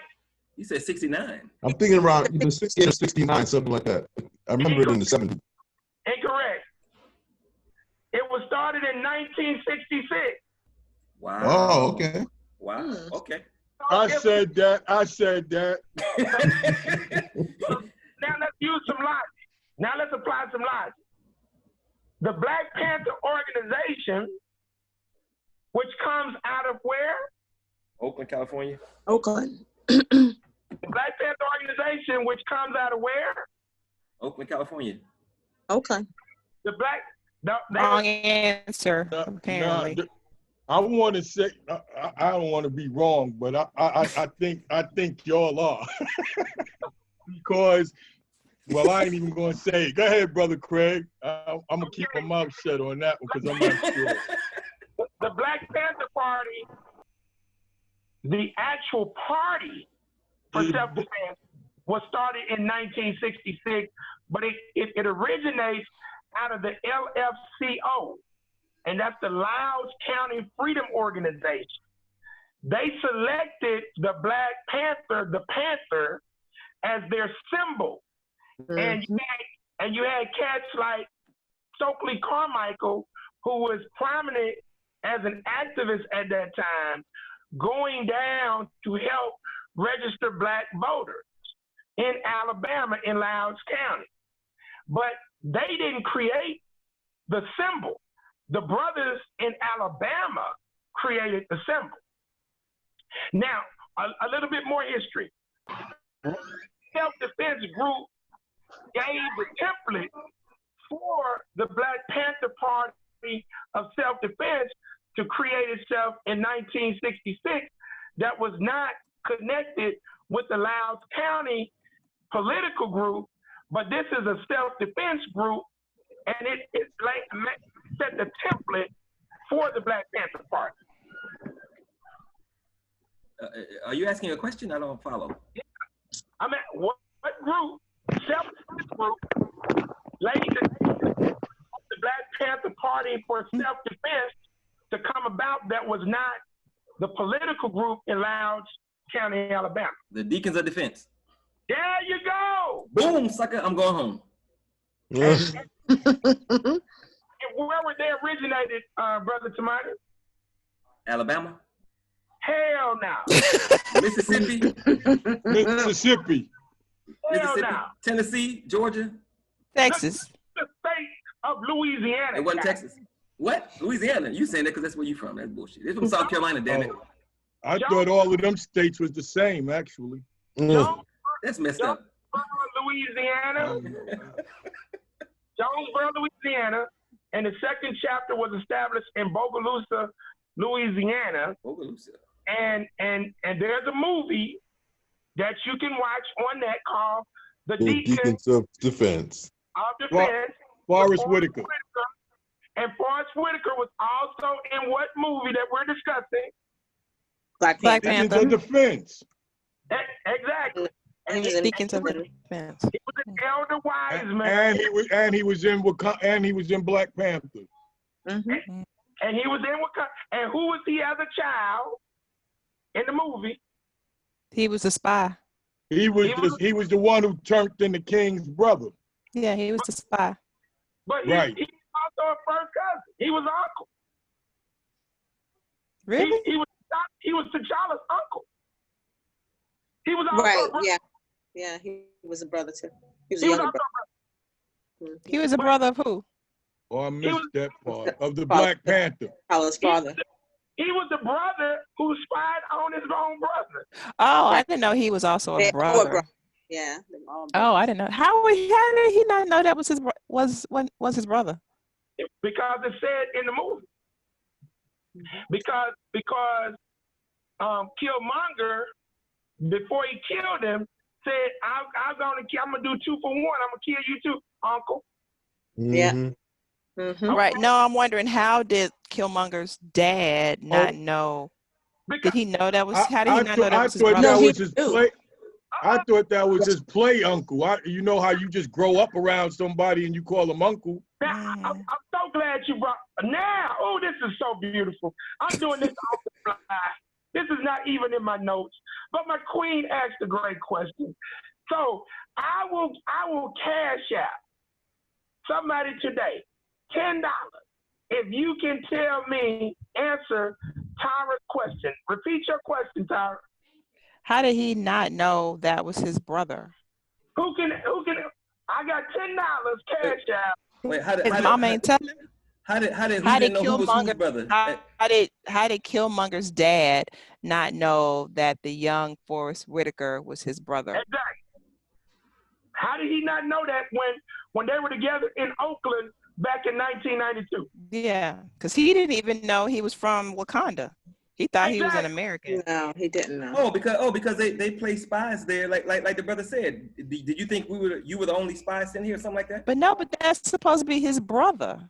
But that's his blood. No. You not know. Maybe it was another brother. Maybe he was placed there as a child. A different mother. Yes, they had a different mama. Who said that? I said it. Brother Chris Charles. So I gotta go a little bit deeper. Wait, who said that? That's Brother It's Mike. me. Oh, I just text Brother Mike that answer. I texted to him. That's why he got it. Was that No, Brother it is Ty. I'm not Mike. I am Ty. That was Ty. Oh, Brother Ty said it. Oh, Ty. Brother Ty said it. Who said it? Brother Charles? Ty. Brother Ty. Ty. Right. Charles Okay, is brother gone. Ty. Charles Okay, is now, gone. brother Ty. Okay, hold on, brother Ty. Okay, come on. Now we got to go deep. You said a different mother, so now break down what you're saying. He said he was the son of Badu. Exactly. But break down the different mother. Oh, I don't know. It had been from a different tribe. That's true, but break down what is that really saying? Because you're correct. His A different daddy mother. got around. Plurality. His daddy was messing around. Plurality. So I'm gonna give you $5, brother Ty, and I'm gonna send her $5. Bring in the cultural practice of plurality. Yeah. And King T'Challa's other brother did not know that his brother was also sent there to spy on him. Wait. Hold on. I'm lost. Say that whole thing again. King Killmonger's T'Challa, dad. Killmonger's dad, Okay. was King T'Challa's brother. Right. They had the same mom and daddy, probably. They had the same mother and father. Okay. Who was T'Chaka. Right. Forrest Whitaker, although it's not announced in the first 2 minutes, you learn throughout the film that Forrest Whitaker is the uncle of who? Killmonger. Right. Which means he's also the uncle of who? T'Challa. Oh, So I how see. did Forrest Whitaker become the uncle of T'Challa and Killmonger? His daddy was stepping out. Yeah. Not daddy was out plurality. That's the cultural practice that was going on. So T'Challa's uncle, who was murdered, Killmonger's dad, did not know that the brother was not only a spy, but was also his brother. Mm-hmm. And that is why he had to keep that secret close to the vest. But do you think he knew? Do you think Forrest Whitaker's character knew that they were brothers as well? Oh yeah. Or did he just think he was there as a spy? Well, the Dora Milaje were considered like the king's wives. They were his protectors, but also in the old forms they were referred to as the king's brides or something like that. Really? His security was his bride? I didn't know that. The Dora Milaje. It was informal, but that's what they were referred to in the culture. Oh wow. The Dora Milaje, was that? That was the security. That was the security women. team. Yeah. Oh, okay. Exactly. The Grace Jones looking chicks. Gotcha. That's what he said. Grace Jones is at the door. This is a very critical point of what Brother Ty is bringing up. See, we got to get beyond the premise of Eurocentric thought in everything. And this is another part that kills us in terms of the relationship between males, females in this game. And those females were dedicated to T'Challa. As a matter of fact, they were more dedicated to Wakanda than the males, which is an interesting twist that was brought out in the movie. But I don't think they were dedicated to T'Challa more so than the dedication to the throne, to the kingdom. The nation. So she said that. That's what I'm just saying. They were dedicated, and that's to the concept of country, because the question was asked almost at the end. The question was asked by the love interest of the general. Yeah, the brother on the rhino. He said, love, you would kill me? She said, I will smoke your ass. For the nation, I sure will. She said, I'll let you go for the nation. I got chills on that part. Yep. And then he looked around and realized, like, what the hell are we doing? Why are we doing this? So now I want you to think about that now. I want you to think about the power of that conversation, because because she had a greater commitment to the nation than her love interest, and he was supposed to be the leader. That's right. Which created a jealousy, envy within him. Because she was more prominent in the government than he was. Remember, she was the general. That's right. But I'm so glad that Ty brought that point in, because I was hoping that a sister would bring out the female guard, because you really need to study that female guard, man. That was Brother Mike. That was Brother Mike that brought that up. Oh, Brother Mike? Yeah. They were based on the Dahomey Amazons. Exactly. Dahomey Amazons. Let me write that Mike, I'm so glad. Mike, I thought a sister would have brought that up, but I'm so glad you brought that up, because that's something that you all really need to check out. That's a powerful part. Brother Greg, can I ask you a question, though? Yeah. On that brother who was the military leader and of the Rhino group, for lack of being able to describe him better. The border tribe. Okay, the border tribe. Yeah, they protected the border. He controlled, I guess, the Rhino was his pets, or his whatever, his animal. The tanks. But yeah, there you go.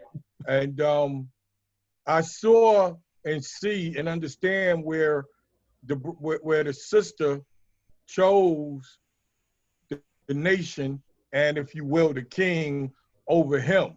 I saw that, I understood that part, but I don't see where it was where jealousy was ignited in him. I don't see where his actions were out of jealousy, as more of him just simply not really agreeing with the way T'Challa or the Black Panther wanted to do things.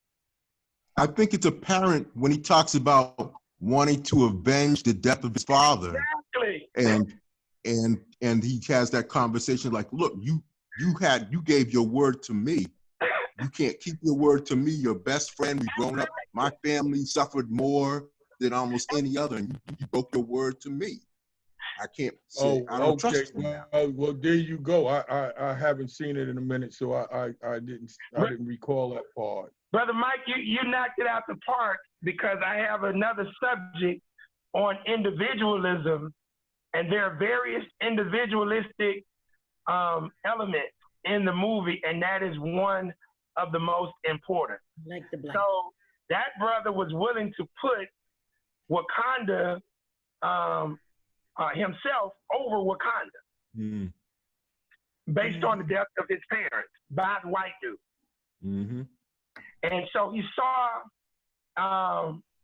T'Challa as a sellout, as he saw T'Challa's father as a sellout. And that's why Killmonger, understanding how to manipulate the unconscious mind, although he was a part of the tribe unknowingly, he couldn't just come back. So who did he come back with? He had to come back with the white man. The weakest link. The weakest link. No, came back with the dead guy. The white guy. Yeah. He had to bring value. Validation. Now, his name. Here's another $10 question. Here's another $10 question. Because this ain't nowhere in the movie. You have to really know this. How the hell did Killmonger know to present the white dude to old boy?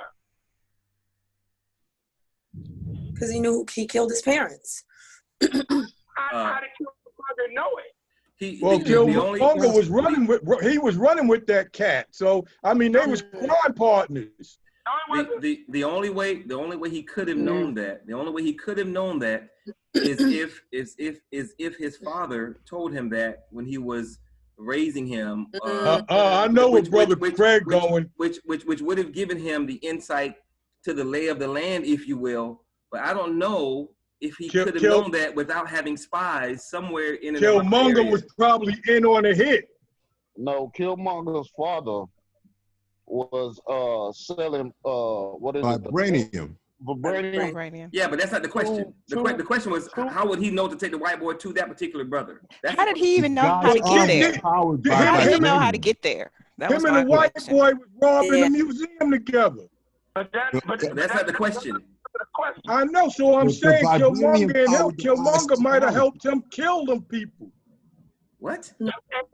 That's I'm interesting. saying they was crime partners, Tamani. So they was doing all kind of crime together. And You gotta take too much of a leap. Yeah, that's not. But that's not the question. The question is, how did Killmonger know to take the white boy to that particular brother? That is the question. Yeah, how did he Right. know How that did he know that that white man was And he could have of value to he them? could have only Right. known that if he had some sort of intel on that brother. That's the only way he could have known.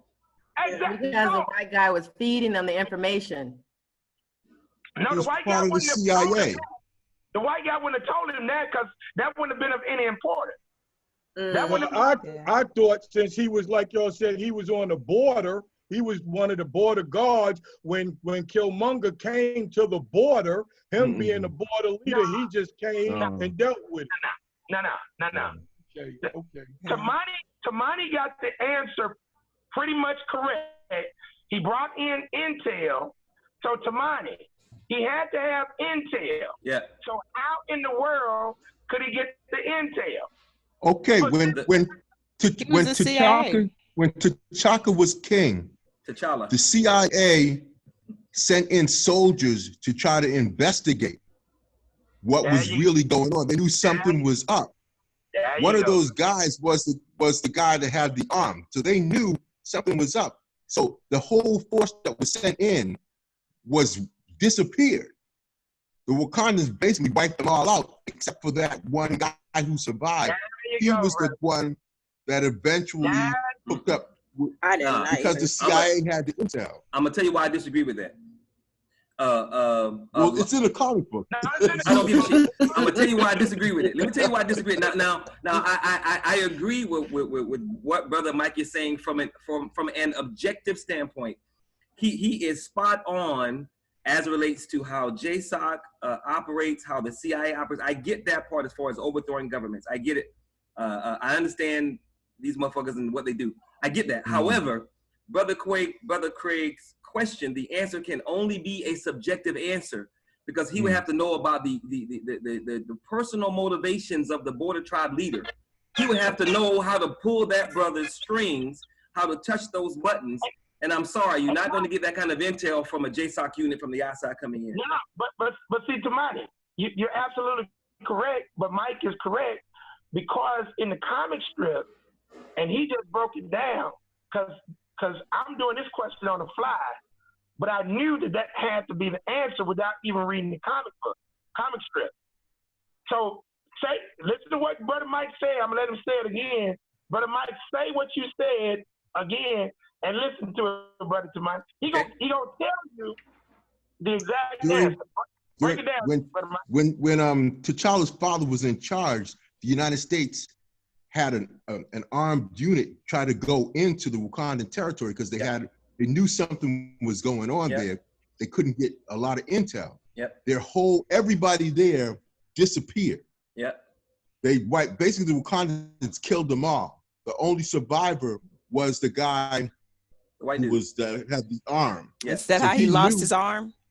That's how he lost his arm, and that's how he got the vibranium that gave him the new power with the technology that he had. So he had intel. He had been inside Wakanda. He knew about everything that happened there. So when he came out of there, that had to be part of CIA intel. Now, however, Killmonger got that from his meanderings or wanderings as a professional assassin. Yes, that you link just kind of brought it up because since he had the vibranium in his part of his armor, that let Killmonger know, like, okay, so you have been inside. Yeah. So having his CIA background, he had the wherewithal to kind of investigate. I'm disagreeing with that. That was my whole point, though. I'm disagreeing with that, and I'm gonna tell you why. After Brother Charles, I'm gonna tell you why I disagree with that. Go ahead, Brother Charles. I'm just saying. I mean, first of all, it's a movie. It's based in non-reality, No. but Not necessarily. But, yeah, okay, not necessarily. Let's start right there. Let's start right there. Any art is based on what? It may be based on reality, but it's not all real. Okay. We know that, but understand this particular part is the real part, and it's intel. Keep on So going. it's a real part. It's a real situation that occurred where the United States CIA sent people into Wakanda, a country that don't exist. Right. My point is this. What I'm trying to say is this, sir, right? I hear what Brother Mike's saying, and I see the way, I understand what he's explaining of how it was written inside a comic book. But Right. what I'm saying is that, and that could be how it played out on the screen and in the minds of the people who wrote and directed the comic book and the movie. But it still seems to me to come back to the point that him and Killmonger were running partners. They was cronies. They were stealing the vibranium out of museums together, and they both had been in the CIA. No? Let me tell you why. Let me tell you why I disagree with that. That's what I had said. Let me tell you why I disagree with that. Can I take a moment? Yeah. All right. Now, based on what Brother Mike just said, which is true, the CIA knew what was up. They sent a unit. They tried to send a unit in. They got wiped out, which means they didn't make it that far. Except one. Or except one. Except one. But again, your question is, how did Killmonger know to take the dead white dude to that particular brother, which implies he had to know the internal machinations of that brother, what motivated him, what his pain points were, blah, blah, blah. So if the unit never made it inside, they wouldn't have had that intel. That's why I disagree with that answer. So here's the thing. But I love you, Brother Mike. Don't get it twisted because I love black people. That's cool. All right. Here's the thing. You gotta now understand what COINTELPRO. You gotta also understand COINTELPRO. That's elite, brother. That's elite because remember they hid in plain sight. No. It is revealed in the movie by the white boy who had a deeper penetration into Wakanda than the CIA did, so that he's telling you he gave limited intel back to the CIA once he recognized the power of the vibranium. This is revealed in the movie because the CIA operatives in the movie did not know about he bought the story of hiding in plain sight. Okay. The white boy who went undercover and gained penetration, he let him know in the interrogation room, hey man, these cats got these cats on the, and the white boy's like, man, what the hell are you talking about? They're a third world country. Right. You missed that part, but it's the money, you missed that part. See, what the dude figured out was he was being played by the United States government. So he said, hey, they don't know about this. So I'm only going to selectively tell them what they need to know, especially after everybody got wiped out. So now, since everybody got wiped out, he could play like he got wiped out. But he took his intel and now furthered the cause, but he didn't tell the United States government about the vibranium until the interrogation room. And that's why the white boy's like, hey man, this dude is saying this, that, and third. And T'Challa handled it real cool. He said, you gonna believe an arms dealer who is handcuffed in the interrogation room? Come on now. We're broke. Yeah, I'm going to say that because the brother was over the border tribe, Killmonger was dropping off the dead white dude to whomever he came into contact first. I don't think it was. I don't think it was him having the understanding of that brother's motivations. I don't see how it would be possible. Now that let me tell you something. Come on. I can read. Hold on. I'm gonna prove this point to you. Y'all keep talking. I'm gonna find something and I'm gonna read to you how cold-blooded white folks are. Keep on talking. But I already know. Come back. We all know that. I got a presentation in an hour. We all know. Anyone like to say a Confirmation is Negro cool. spiritual who's on the call? Please don't. Sister Veronica, go ahead. Confirmation is cool. Lead us in something. Oh my God. Somebody start humming. Mike, I know you know one. Come on, brother Mike. Oh, Hello, sweet child. There we go. Go to carry me home. The bad part is he sounds like he got a pretty good voice. Yeah, I hear him bringing that bass in there. Come on now. We all supposed to be talented and whatnot. Oh, I found it. Here we go. He done found it. In the book, in this book. I read that book. No, but see, I would say read the back part of the book. I ain't scared of you or that book. With the FBI document. Come on. Okay, so Brother Tamani said, this is too much of a leap. All right, so I'm going to read. This is from the book, The Assassination of Malcolm X. Yeah. In the back of the book, they got counterintelligence documents from 1967. Now listen to this. This is from 1967. Each of the above offices was to designate a special agent to coordinate this program. Replies to this letter indicate an interest in counterintelligence against militant Black nationalist groups that foment violence, and several offices outline procedures which have been effective in the past. For example, and they blot this out on the document. So blank, blank, blank, blank furnished information about a new blank, blank, blank grade school to appropriate authorities in blank, blank, blank, who investigated to determine if the school conformed to blank, blank, blank for private school. Blank, blank, blank obtained background information on the parents of each pupil. Listen to this now. On the parents of each pupil. Did you hear that, Brother T? Yes, I'm listening. So the border agents' parents were in leadership initially in Wakanda. So the CIA the operatives would have known the background of all of the leadership. And between Killmonger and the white boy, they were in business. Killmonger was motivated. Remember now, he's a graduate of MIT and Annapolis, and he's the top killer in the goddamn world for the damn military. Right. So he knows how to do counterintelligence better than the white boy knows how to do it. Right, but that wasn't your question. Right, I got you. I'm with you so far. The question was, how did Killmonger know? And so y'all hit on it with the intel and the CIA.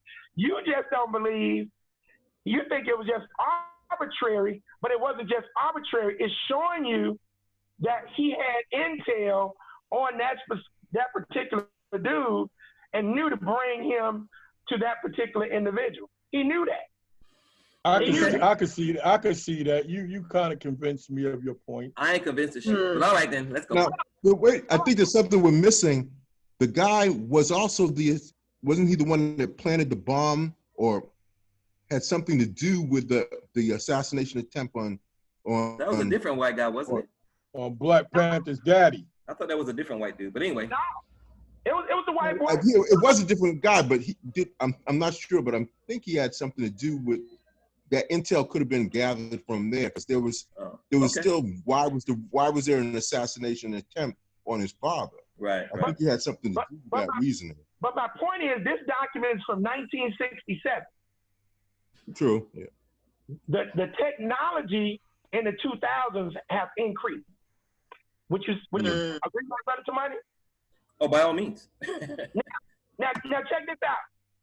I'm gonna prove another point in the movie to validate what I'm saying. When they went to the museum, who set up the heist in the museum that Brother Charles is talking about? Was it the white boy or was it Killmonger? Killmonger. Exactly. And because the white boy didn't know about the goddamn vibranium artifact. Mm-hmm. The white boy said, let's see if you really know what you're talking about the vibranium. Mm-hmm. So the brother had done way more in-depth research than the white boy. Now, how is he able to bring the white boy to the brother at the border? He drug his ass. In a plane. He double-crossed the white boy. Right. Mm-hmm. So what does that tell you, Brother Tamani? Yeah, he knew. He had more intel than a white boy. And he had an agenda to use the white boy to get what he wanted, which was to get back to where? Wakanda. Yeah, you know, I get the intel on Wakanda. I get that, but I'm just, you know, that the intel on that particular brother and his motivations. You know, but anyway, let's go. I gotta go. Let's go. I know. I done made my case. I ain't worried about you, man. I ain't worried. I love black people. Come on. Now, this was brought up in the beginning by Brother Mike and Brother Charles, the writers of the comic strip that led to the movie, and their names were who? Stan Lee, and I forgot the other one. Jack Kirby. Jack Kirby, that's right. And Jack Kirby's real name is Jacob Kurtzberg. Uh-oh. Both of them were so-called Jews. Sounds like it. Austrian Jew for Kurtzberg and Romanian Jew for Stan Lee. Now, y'all remember the scene when they're about to go get the white boy over in Asia, and the CIA agent is at the craps table? Right. Yeah. That's Stan Lee, who comes in to play a cameo role. Right. And asks the CIA agent to give me let me move my chip. Yeah. Right. Y'all can pick that up. Yeah, it's a little. Yeah. I remember that. Go ahead. Pick that up. Yeah. All right. So the Black Panther Party for Self-Defense was started in Oakland. Where's the director Ryan Coogler from? Oakland. Exactly. So he put a lot of symbolism in there connecting Oakland back to the Black Panther Party for self-defense. So they try to say, and the reason I'm going over this, they try to say that this movie was not about the Black Panther Party, but that's a lie, because the comic strip was started in '66 and they launched officially in '66. But you don't just launch.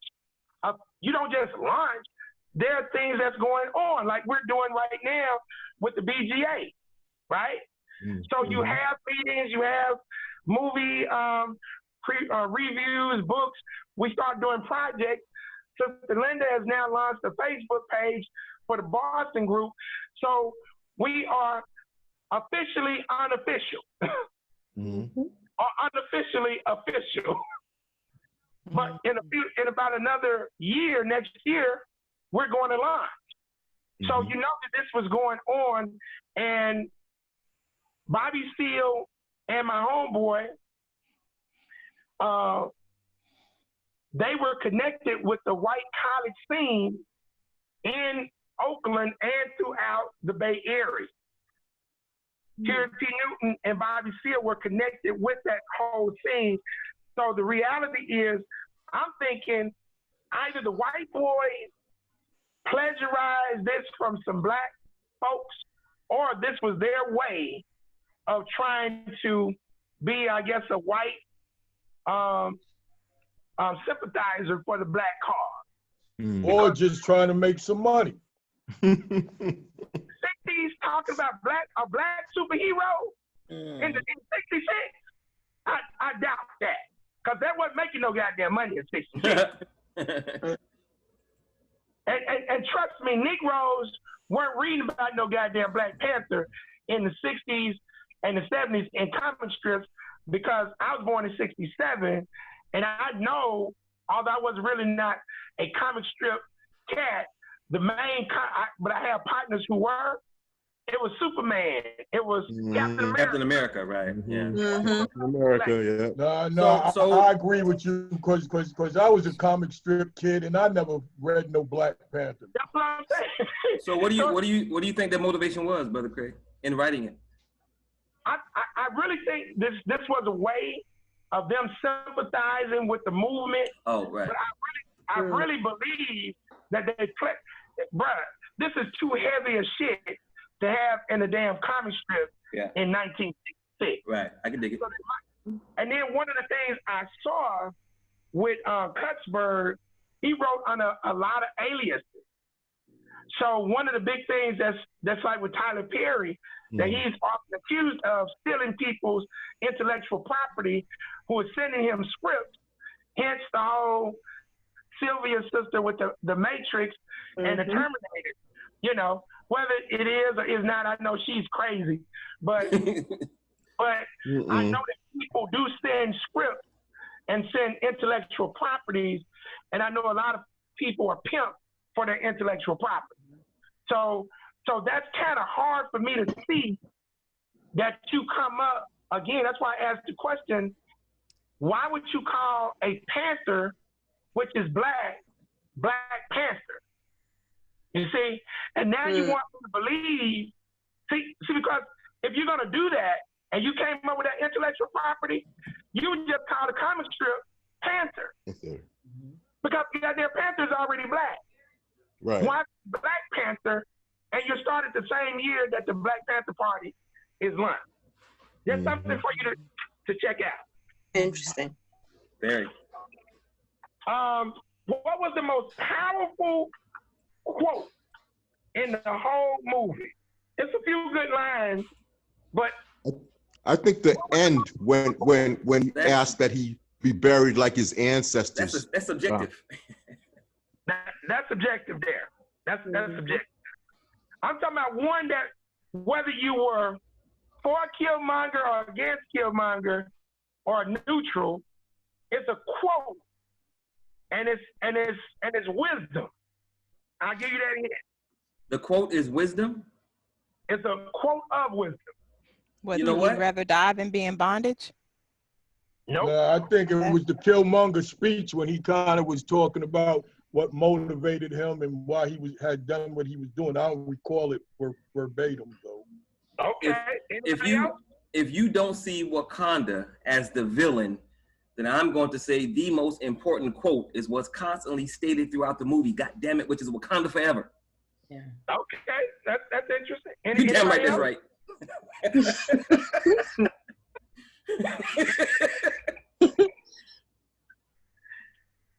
Y'all ready for this? Cause y'all ain't ready for this. Come on, brother. What is it? This is why I started at the beginning. In terms of the most important cultural practice was the elder wisdom from father to son. Listening to what T'Challa's dad said. When T'Challa became king, and he had to go in the cultural preparation to become the Black Panther, and now become king with the Black Panther. They gave him the herb, and he now went what? He did Sankofa and went back to the ancestors, and his dad was there. And he told his dad that he was afraid. He didn't know if he was ready for goddamn kingdom. And look at what his daddy said. A man who has not prepared his children for his own death has failed as a father. Damn. A man who has not prepared his children for his own death has failed as a father. So his dad said, Negro, you ready to leave because I prepared. So forget that damn fear and handle your business. The second greatest quote came from his dad on the same journey, the same He said, son, he said this in closing before T'Challa woke up. He said, son, you're a good man. But listen to this. And this is why I use the term intellectual gangster. He said it's hard for a good man to be king. Good heart to be king. Yeah. Why is that? Why is that, sisters? Why you think it's hard for a good man with a good heart to be king? Because he will be concerned with the, all the things going on in the world. That's a good thing. Yeah, I mean, you have to make some hard decisions that will not always be favorable, and people won't like you, and Power you can't be corrupts. concerned with that. Not even that power corrupts, but in a position, the sister said it, you got to make hard choices. And if you sitting on that throne, you're going to have life and death choices to make. Exactly. There you go, Brother Charles. Yeah, well, I won't always be favorable. Some people gonna have to get a cap bust in their ass. Yeah, you my brother, but you broke the law. The law said your head come off. So what do? You forgive your brother and now lose respect of the whole country, or you fulfill the law. Okay. And a good man with a good heart to be king. What you about to say, Brother T? With that being said, I'll stick this in real quick. Trump must be the greatest king the world ever known. Yeah. He has to have some heart, though. If he doesn't have some heart, he can't make good judgment. But let me Heart doesn't define judgment, it's intelligence, and he has none of that. Well, he is not intelligent. I mean, you got to define heart. Heart is defined in a lot of circles as just courage and the ability to persevere. I don't know about his courage, but his splints in his knee and his leg doesn't shout courage to me. But the point is for us, as we build the Black Gold Nation, we're good people. But I always use the term hybrids. We have to be hybrids, meaning we have to be double agents in this system. We have to be intellectual gangsters. We have to have balance. We have to embrace spirituality, culture, education, economics, socioeconomics, and politics. But when it gets down to it, we got to be able to pull that goddamn trigger. I'm with you 100%, bro. 100. Now everything you said all morning, I gotta stand right next to you on that. I say what?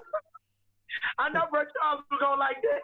Yeah, I don't like that. I love it because that's been our biggest doubt when they first came to the shores of the Americas, to the shores of the continent. If them brothers would have fought them off and said you ain't even welcome here, the whole planet would be in a different situation right now.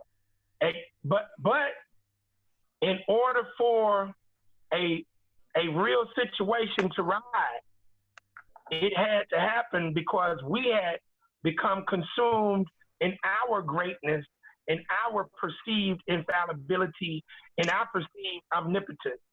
Because if we had kept it spiritual and right cultural and eliminated tribalism, we would have never had to kill the white people to begin with. Okay, now you losing me. Now you losing me.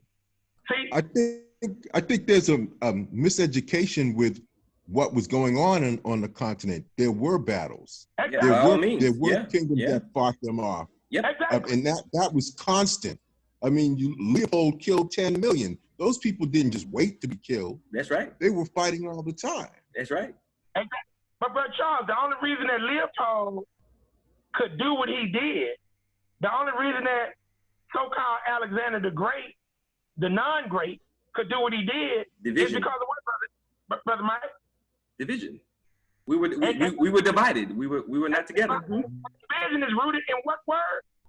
Individualism. Tribalism. He going back to tribalism. It's tribalism. Yeah. That's the only. Look, Brother Mike. I was asking this one brother. I said, man, I was thinking, how did we fall from grace so much? And he said, well, see, the white man came and divided us. And I said, no. Pre-cracker. Mm-mm. He said Well, see, pre-Keebler. I said, listen, man. I said pre-cracker. So you can't bring the cracker into the equation. But Because you know, Marcus Garvey in his movement in his time, it was able to really bring so many of us together, and so that tells me that a real live research and in-depth study and scrutinization of Garvey's movement might lead some insight into how to overcome that tribalism that you've been mentioning. I've done it, and I'm gonna ask you one question that's about to blow the premise that you just made out the water. How many times had Garvey gone to Africa before he died? None that I know of. 0. Where did Garvey die? In Jamaica, in England. I rest my case. All right. So. Yeah, so you learn from his mistakes, and you pick up on what he did that was right. Follow my point. Garvey, as I love it, the mistakes that he made, the reality of the situation, and I've analyzed the whole thing. He never even went to Africa, although he wanted to be the president of all of Africa. A person who never went to Africa wanted to be the president of the whole. Okay. I feel you, brother, and also that he was a Catholic, and so that's I have an issue with that as well. But my point is, with all of the bad stuff that you bring in, and I won't say bad stuff, but all of the points that you're bringing up that have validity in my mind in regards to Marcus, I still say he was able to bring millions of black folk together. That's undeniable because of segregation, and he had a great marketing message. My uncle, who was one of the creators of one of the black townships in the United States between 1864 and 1944, Giles D. Moore, which is now a community here in the city of Shreveport, Moortown, he was a part of Garvey's movement, but he had already established a black township before Garvey. I always tell people, and I tell Kimani this, and I told this group this before, the number one mistake that Garvey, Malcolm, King, and anybody else made was that all of them tried to establish a house from the roof down. The roof down. That's it. And you can't build a structure, whether it's residential or commercial. Sister Linda's in construction, and she's answered this the other week, because I said, Sister Linda, can you build a structure from the roof down? What did you say, Linda? No. It's impossible, because you got to have what, Sister Linda? The foundation. So the foundation starts at the local level. My uncle and other people who were part of Garvey's group had already established townships in the South and other places. Even in New York, Brother Charles, there was a black township that was created that's now Central Park that used to be Seneca Village. Seneca, yeah. Mm-hmm. Yeah, I'm aware of that. So now, why would you now try to go to Africa before you build a foundational strength in the country? He had mobilized millions of black people, but they were not truly organized. Because guess what Garvey was trying to do? He was trying to be the goddamn president of the UNIA, the president of Africa, the goddamn ship captain. He was trying to be the CEO of all the goddamn corporations. He was trying to do bastardized plurality. He was trying to do all this bullshit. And you gotta have a team, bro. Gotta have it. And that's what Brother Tamani is doing with the BGA. That's why I'm rolling with the situation, because I was already doing this at the local level. So that's why we are married. But I would have never met Sister Veronica without Brother Tamani. And Sister Veronica, who is the Delta, would have never met my queen, Tyra, if I wasn't connected with Brother Tamani. So I'm like, hey man, you gotta be the point person to lead this first ever effort to truly mobilize, organize, and structure the empowerment movement of grassroots melanated African descendants in America and throughout the diaspora. That's what we're doing. So I agree with you of looking at the case analysis, and that's why we're doing this with the Black Panther movement, because the greatest political entity that was ever established for grassroots people was the Black Panther Party for Self-Defense.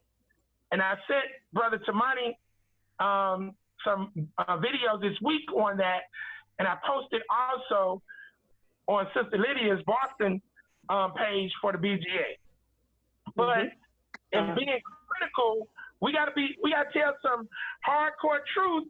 And going back to the movie, what did the father, when T'Challa woke up from damn near being dead after the Jabari tribe saved him, he went back to the ancestors and he scolded his goddamn father. And he asked him a question: why did you leave that child?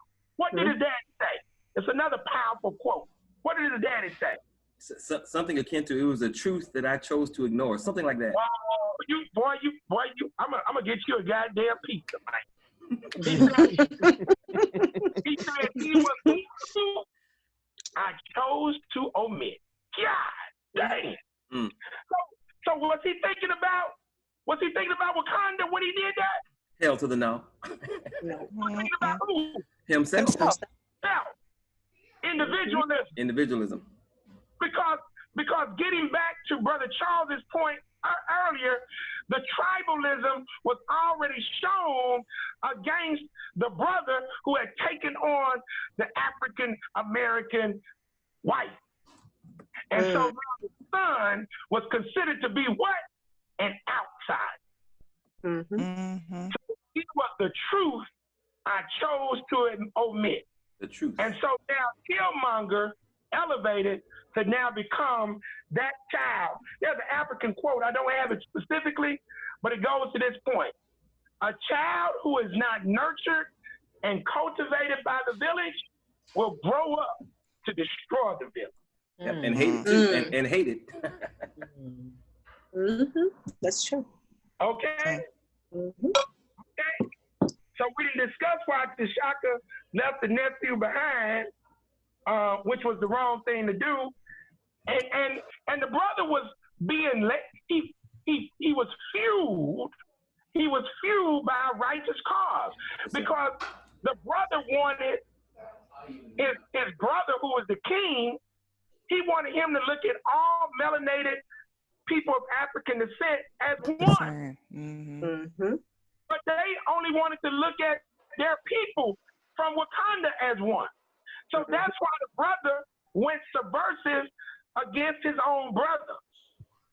Right. But that's why his brother used his other brother, Forrest Whitaker, as a young person to spy on his brother in order to report back. But it was far right. Well, hold up, Brother Craig. Let me ask you a question now, because you just brought a memory back to my brain, which is if Forrest Whitaker's character was brothers with the first I don't remember the brother name, but if he was brothers with Killmonger's father and with the Black Panther's father, if them three were brothers, right? Why when Forrest Whitaker's character went to the door and the Amazon sisters was there? He was pretending. He didn't know who they were. Yeah. Oh, how he pretending if he a brother? He's a spy. He had to pretend. Spy. Yeah, he had to pretend. And he was still in character. Okay, I'm confused. If he was their brother, if he was their brother, he wasn't aware of Wakanda and their culture and their people. He was the brother of the king. He was pretending. He was a spy. Okay, he was a spy for Wakanda.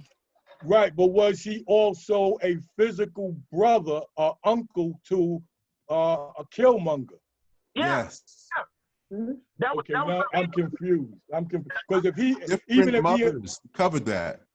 Different mothers. Different mothers. different oh, mothers. he was an American. He was also African American. No, No. different Wakandan mother. Yeah, Forrest Whitaker's mom was a different Wakanda mother than T'Challa's Can mom. I ask you where it indicates that anywhere in the film? Or? It's already implied within the movie. Okay, all right. Okay. So you find that in the movie when Killmonger kills Forrest Whitaker, he says, "I'm going to take 2 for 1. Here, this is for you, Uncle." Okay, because he said Uncle because the uncle betrayed his dad. Okay. Yeah, I get that part. I get that. Yeah, I get. So let me go back. So now, if you go back to the beginning of the movie, he let it be known that he was Wakandan when he started to speak the language once he was addressed by T'Chaka. Well, he revealed the tattoo on his bottom lip. Right. Before he revealed the tattoo, he started to speak Wakandan. And when he was addressed by T'Chaka, then he revealed the tattoo on the lip. And that's what T'Chaka said, "You thought you were the only goddamn spy we had?" He didn't tell him that he was his brother because he was by a different mother. You just have to understand that from watching the film. Wow. Yeah. That seems like a reach to me because they all grew up in Wakanda together. They're just that the brothers left Wakanda and came to LA.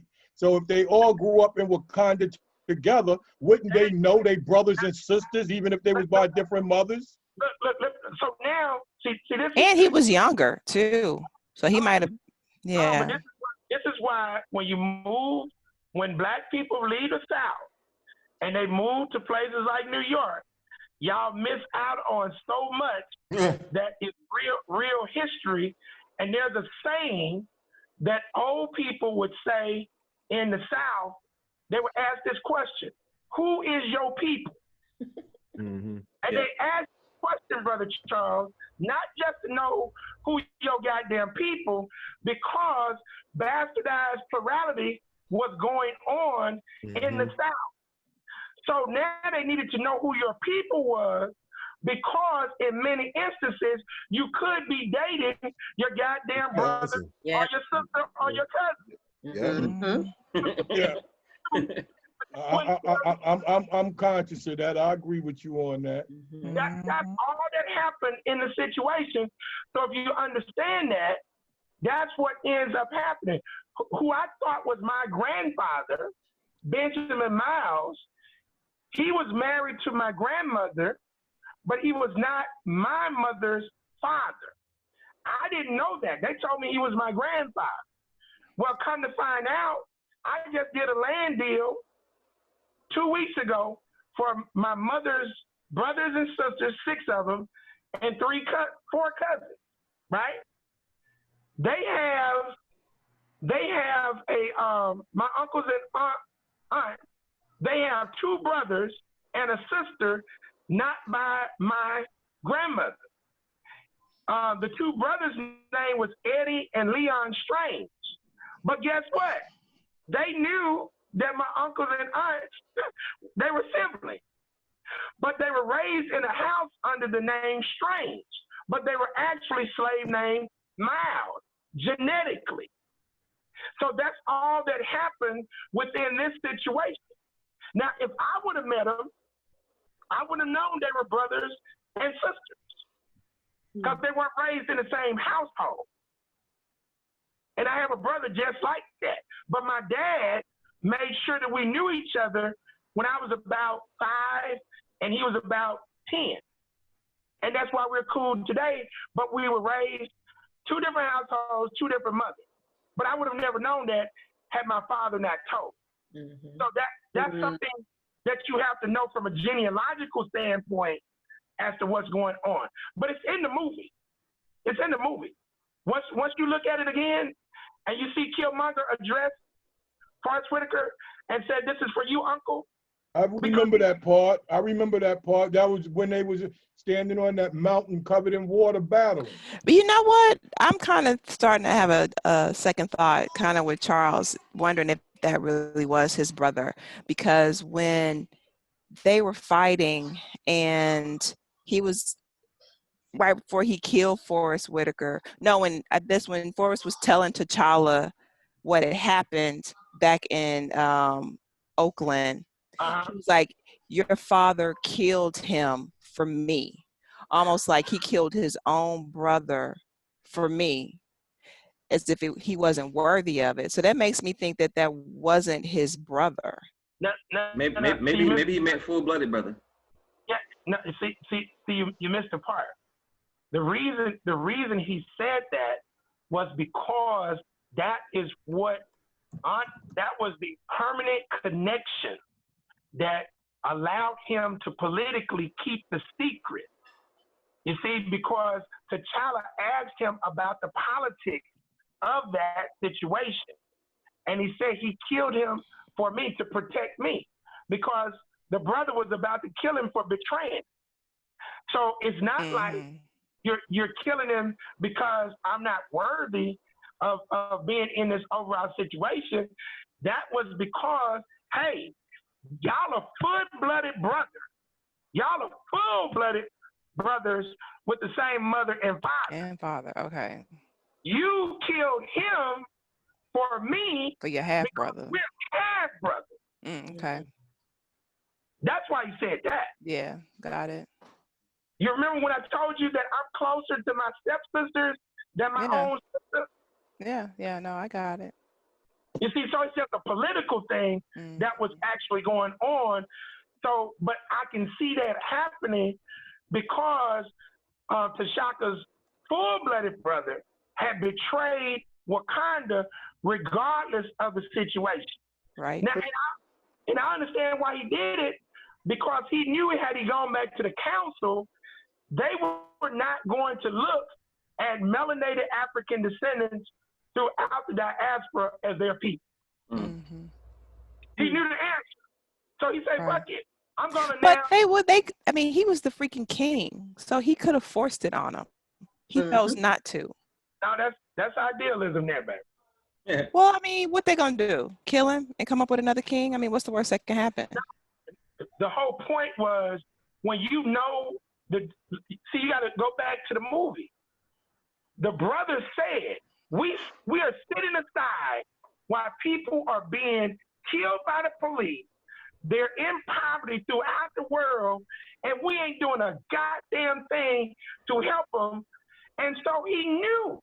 He got to now start to act in a subversive manner. Right. Yeah. No, I mean, in terms of taking the son back with him and not keeping that secret. Oh, well, at that particular point, he just said he was the truth I chose to admit. Yeah. He just chose. That was just a bad idea. That was Indeed. very bad idea. Was a completely bad thing. Bad and wrong. Wrong, the whole goddamn nine. Yeah. And he left them there to struggle and starve. Because now he was a child of a single parent. Right. A child of, yeah, that's right. Okay. Now, the CIA agent let it be known that Killmonger was trained to do what he was doing. Because what did he do when he got the strength of the Black Panther? What's the first thing he did? He did. I know he burned up all the vibranium in the garden. Well, not the vibranium, but he burned those. Yeah. What was in the garden? Yeah, that garden thing. I don't know why he did that, but he did.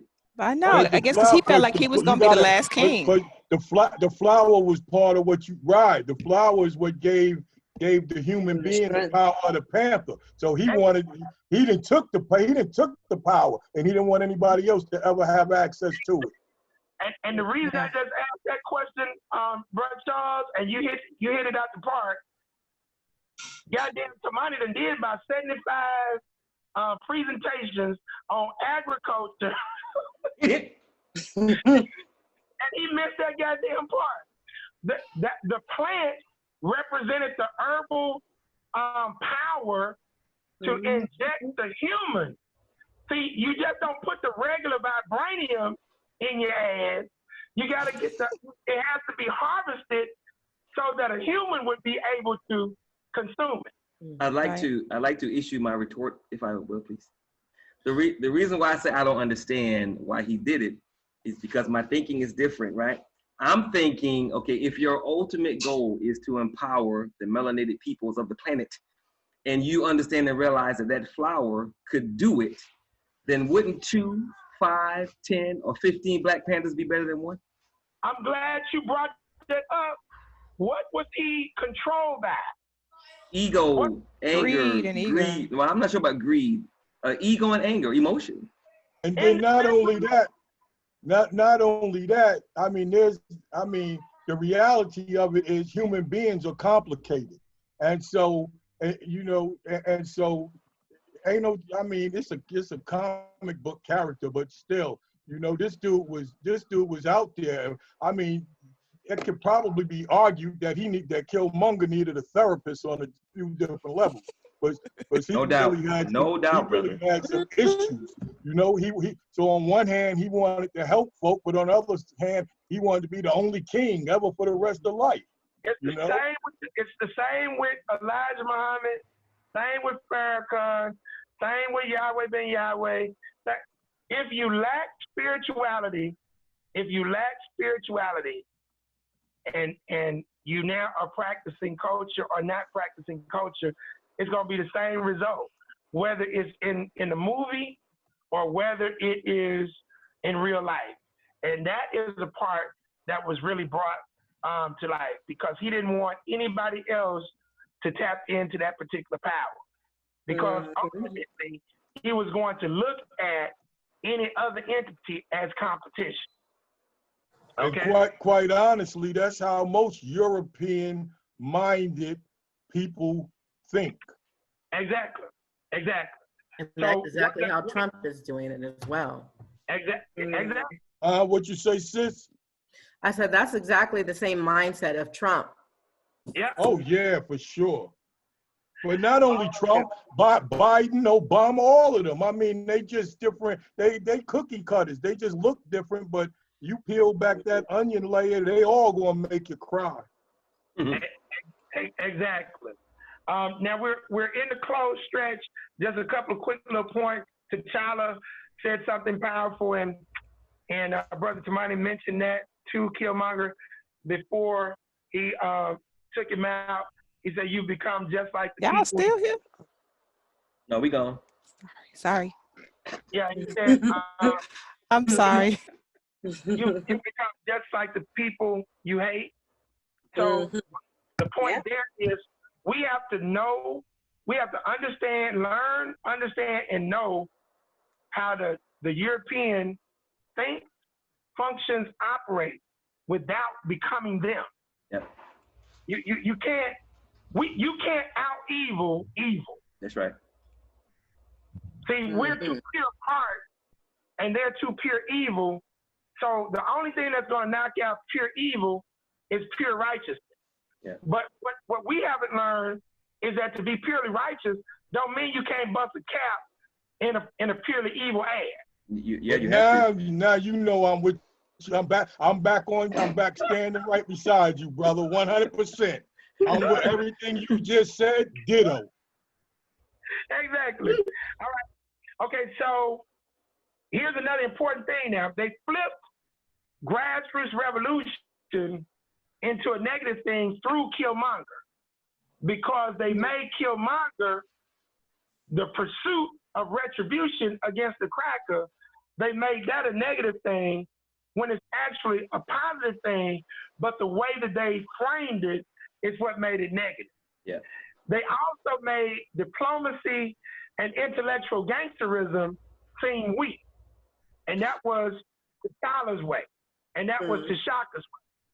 So a foot soldier, having not gone through the upper echelons of leadership, would not know the multifaceted areas that they have to focus on. They're just looking at the foot soldier aspect. But So that goes back to what you said a couple of times about balance. Exactly. Oh, okay. Now this was y'all got to go back and look at this.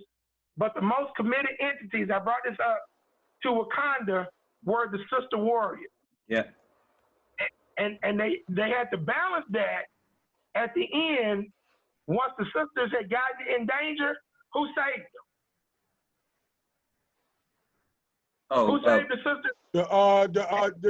The mountain men. the brothers. That's right. Yeah. Wait. The brothers saved them, but to my surprise and joy, there were sisters with Jabari. Okay, good. Good go. They got to have sisters because they got to have people. Got to have them sisters, man. Got to have sisters. So they were out there fighting, and they came together. And now, and let's take the Jabari tribe. Why was Ubuntu so upset at T'Challa and the system of government? He tells you in the movie. He says they left the old ways too much and relied too much on technology, and instead of being centered in their tradition. That's a good one, but it's one even more, and that's damn sure one of the top two, but it's one above that. Above that, I don't know, because he says you scoff at tradition, and you leave your technological advances to a child. So I'm with Brother Mike. I think that he wanted to advance the other countries and nations of the continent, didn't he? And the Panther tribe, they was just like, we gonna focus on what within our borders and later for the rest of the planet. Well, that could have been it, because the Jabari tribe was strictly about tradition, and tradition was to not care about nobody outside of the clan. Well, it was just a guess, brother. Yeah. So the answer, you'll find it when T'Challa asks him to join forces with him. He does say what Brother Mike said, but before that, he says, "Negro, you're the first goddamn king." That's right. That's been up here. Yeah. In centuries. So I will not join your ass. That's right. See, now again, individualism takes precedent over the claim. Well, no unity. Exactly. Or disunity, rather. Disunity. Exactly. Okay, as we go through, Killmonger does say, and that was the old Negroes, pseudo-revolutionaries. I remember coming out of this movie 2 years ago, man, that's me. Bury me in the ocean with my ancestors, because they knew that death was better than fun. It sure sound good, don't it? That is the most bullshit Negro rhetoric. And let me tell you why it's bullshit. And I'm going to say it like that. Let me tell you why it's bullshit. Negro, in order for you to say the goddamn statement, you have to have your damn ancestors alive to make the goddamn statement. So your statement invalidates your own existence. Because in order for you to disrespect the ancestors who did make it through the Middle Passage, they had to have the courage to go through the goddamn struggle. So this is where we got to get beyond the premise that sacrificing for the future is weak. That is retarded. When it's time, here's the other thing. Let me read this for y'all. The reason that the brothers created their symbol behind the Black Panther, here's the history. Check this out. The Louds County Freedom Organization attempted to establish themselves as an independent political party. Brother Tamani asked, what kind of political party? Independent. All right. To rival the all-white Democrats. Both parties had to come up with mascots to differentiate themselves. The Democrats picked what? The mule, donkey. No, the Democrats supposed to be rolling with the elephant. The elephant. That's the Republican. Republican, I thought. Yeah. Which one is the Democrat? Which one is the Republican? The donkey is the the demo, donkey. and Democrat. and the ass is the Democrat. Okay, so they chose the donkey, right? Like that, hide for money. No, they didn't. That was on No, point, they brother. Yeah, but they didn't choose the goddamn donkey. The Democrats picked a white rooster. Okay. That was their first symbol. And the LFCO picked a Black Panther, which according to LFCO chairman John Hewlett, this is powerful. Get this.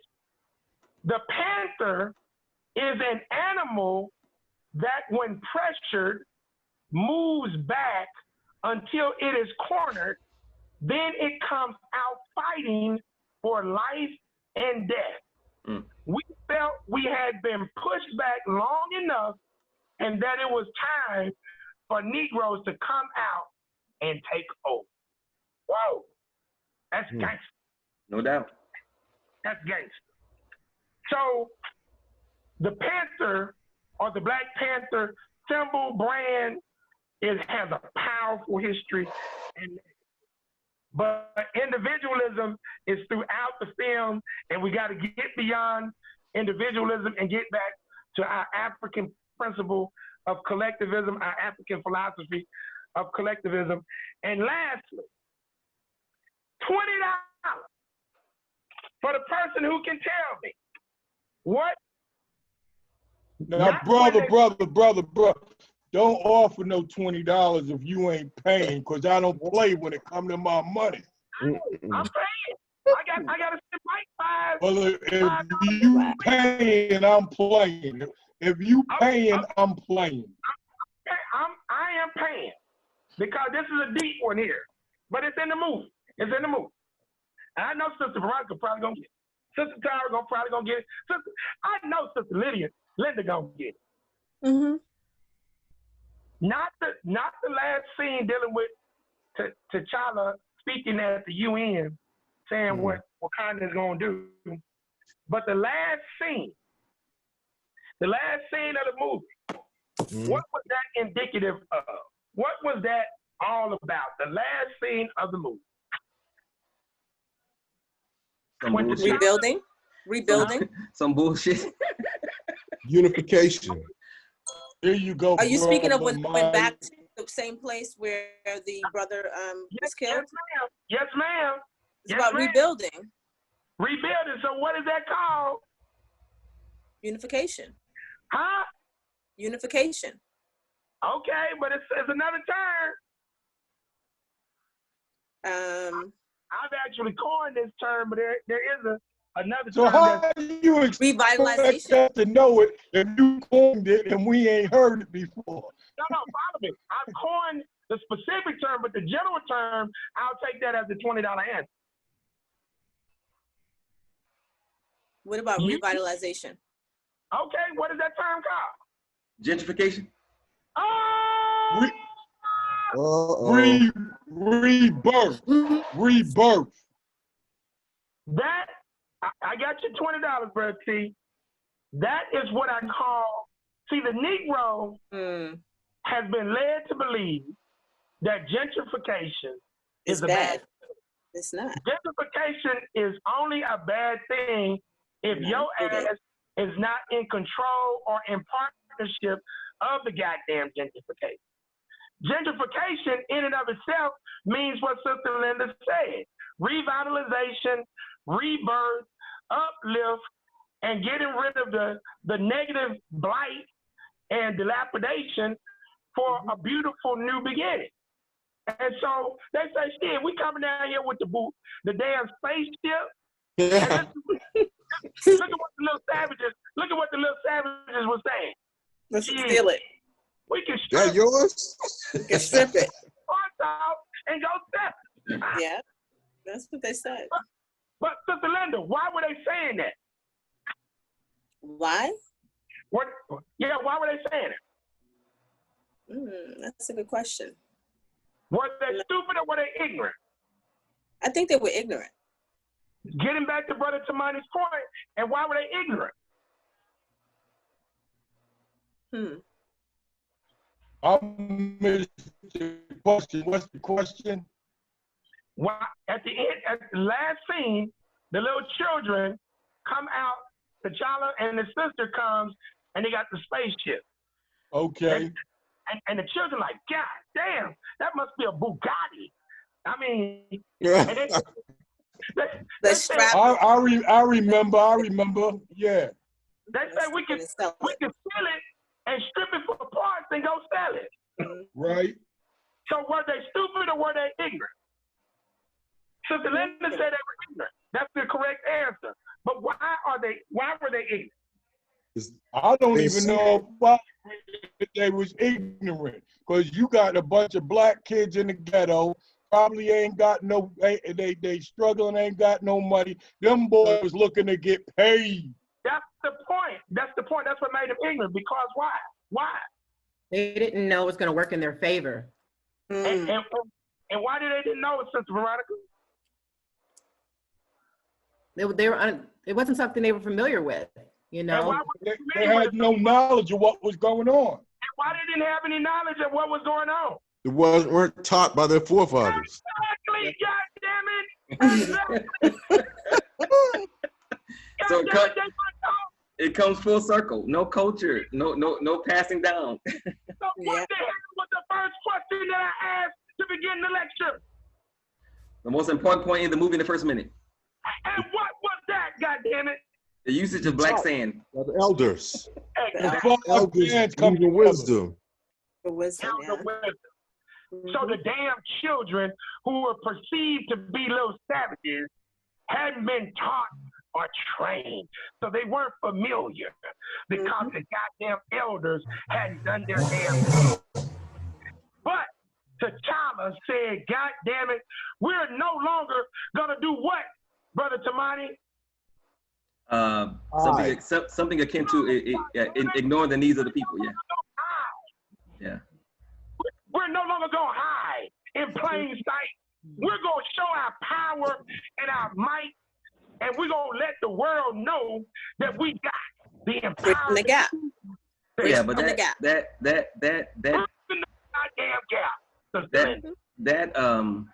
that scene, that wasn't the last scene in the movie.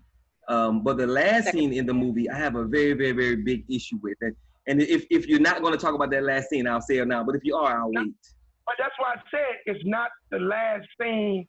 It's the last scene of the movie before the credits, because the last scene deals with the UN freedom. Right. Exactly. Exactly. Yeah. So Craig, you mentioned one thing about what was the last point? About gentrification.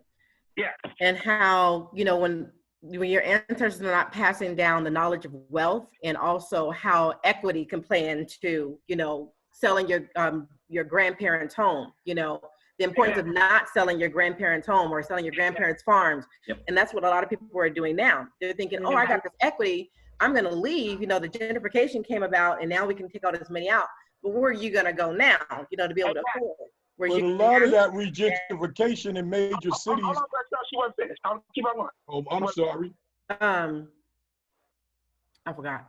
That's okay. Go ahead, Charles. You're talking about equity. You're talking about equity. You got in the equity. Yeah, as far as the equity, how that could actually give you more wealth. You can take that money out and buy some other property, but it's not being taught. The people who bought the homes a long time ago, they didn't pass it down to their own kids. Say, you need to know this. That if you hold on to it, it's going to build some equity. Exactly. But they didn't know. Even they didn't know to tell their children that, in order to pass that knowledge on to the generations now that are actually selling them and moving away. Them older people, they knew the value of land. That's why so many of them was buying it when they had the opportunity. But at the same time,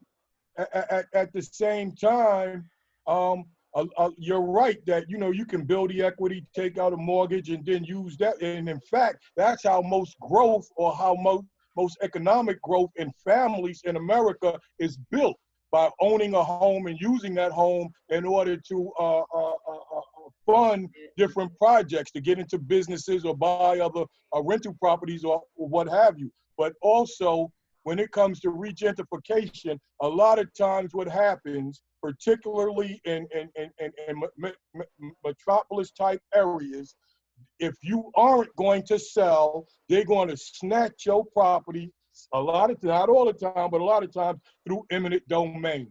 So, and then my last point on that issue, sister, is that with the world being what it is and knowledge and information being literally at your fingertips, these folks need to start trying to educate themselves, because as long as we keep waiting for a savior to save us, we gonna be in trouble, in my opinion. We got to stand up and say, I need to teach myself something, and it's easier to do it nowadays than it ever has been.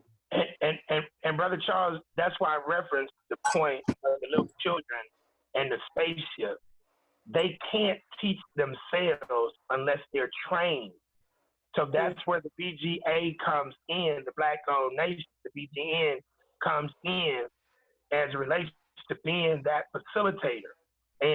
Bro, I'm not going to be argumentative with you, but my parents passed away when I was 15 years old. I was on the streets when I was 15, and let me tell you something. If I hadn't had it, and I got 3 siblings, all of us went in our own directions. And let me say this to you: had I not had the insight, and I'm not putting myself on anybody else, I'm not saying I'm better than anyone else, but I'm saying that people you gotta teach yourself, man. Even as children, you know, I mean, children when they certain ages, you know, it's hard. But I also believe that this is why in so many different cultures, at the age of 12 and 13, boys are considered, and they have all kinds of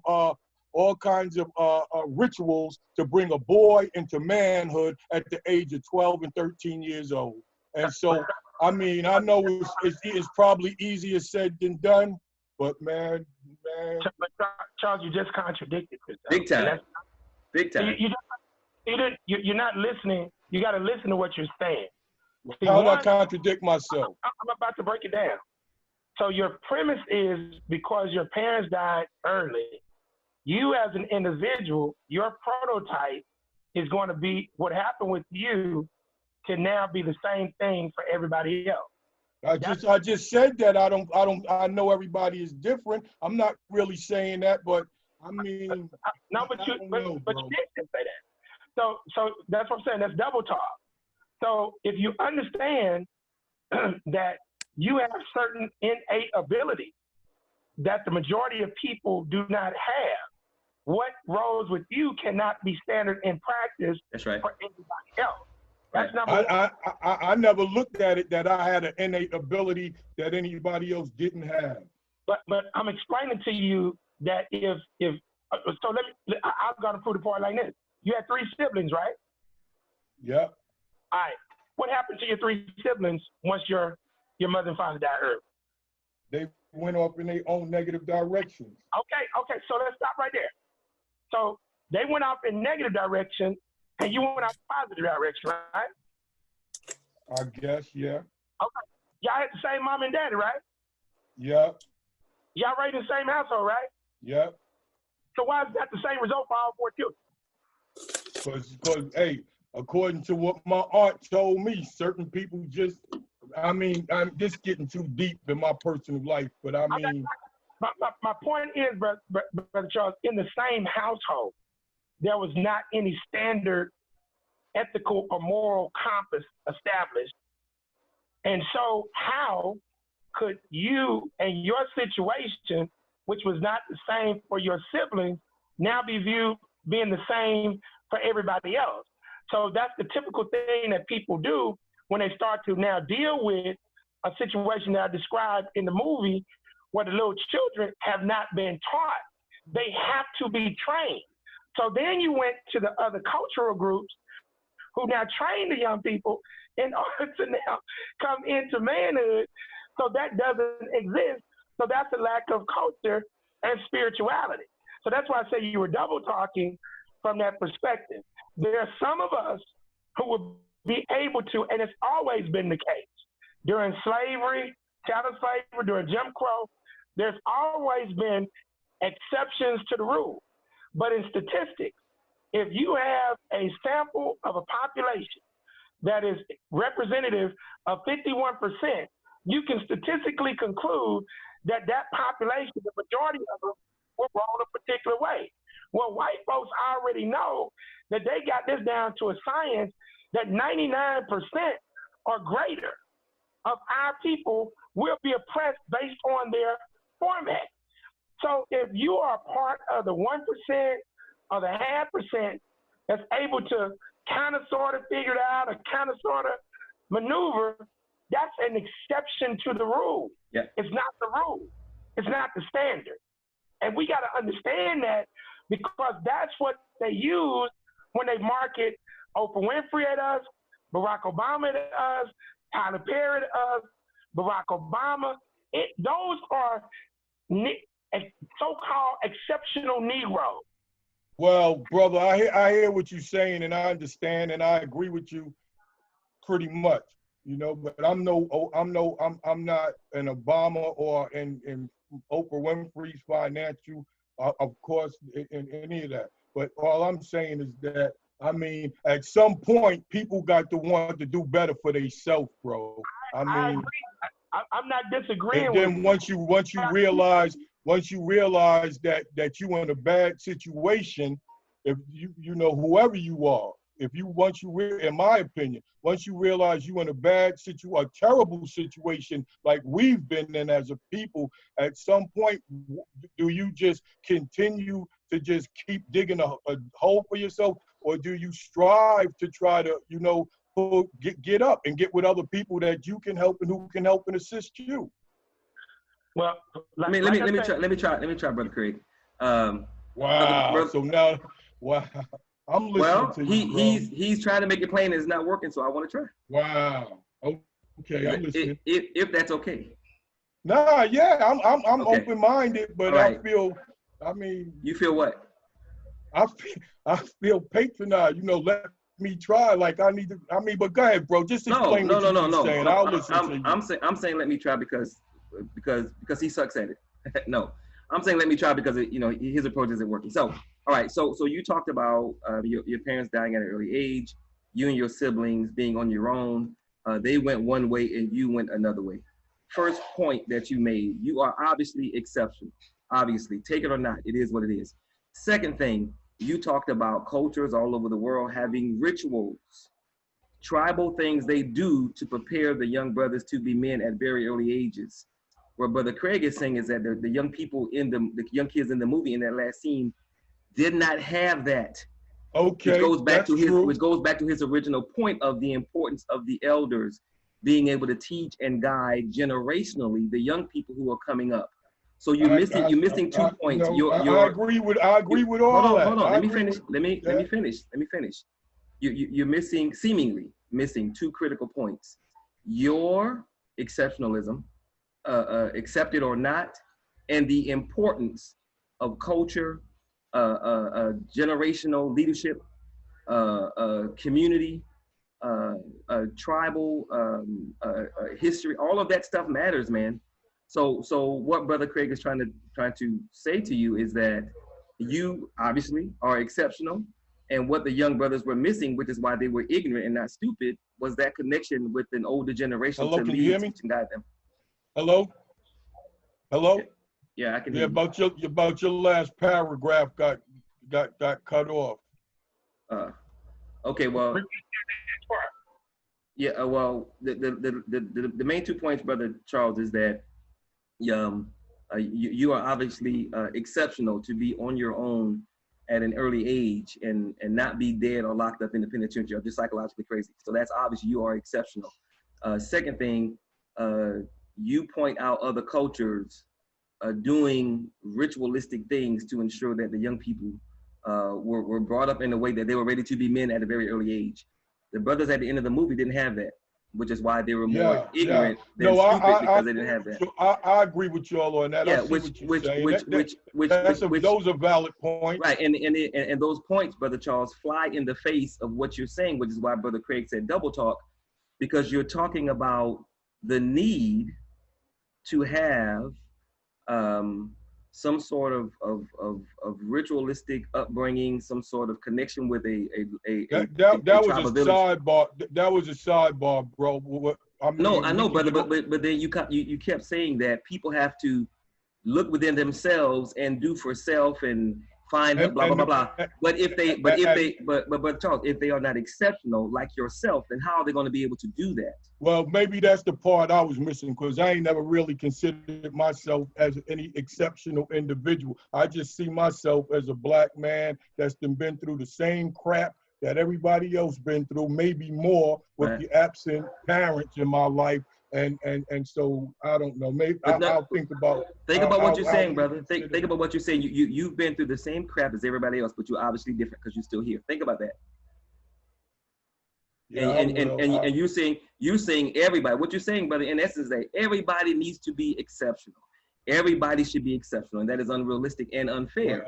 Well, again, I never looked at myself as being exceptional. But that's okay. That's why you got a group. Yeah, exactly. I mean, because you are. That's why you got to have a tribe. You're that 1%. You are that exception to the rule. No doubt. Not everybody obviously has that innate ability to rise from that situation. Absolutely. Like your brothers and sisters couldn't. You were able to do that, and that was something that was just in you. And I think what's right. Come on, Killmonger. We got to keep you on the right track.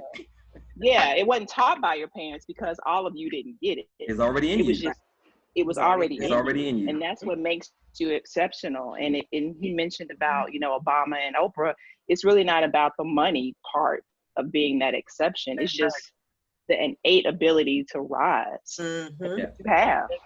Now, just imagine, Brother Charles, imagine how much greater you could have been if you had everything that those other groups of young people have to develop them properly, nurture them, give them direction. Think about that, and then what Brother Craig is trying to say will hopefully be clear. What we're trying to do. I really get what y'all saying. I get it. Okay. All right, Brother Craig, go ahead. I do, brother Craig. I get it. Sisters, I get it. And whether you want to recognize you exceptional and great value, we gonna recognize it for your ass because you got it. But my thing is, I always felt. I mean, I used to ride the bus in New York City at 8 and 9 years old, going to school, and I used to envision myself as a king, if you know what I mean. But my point is, I thought all the rest of them was too.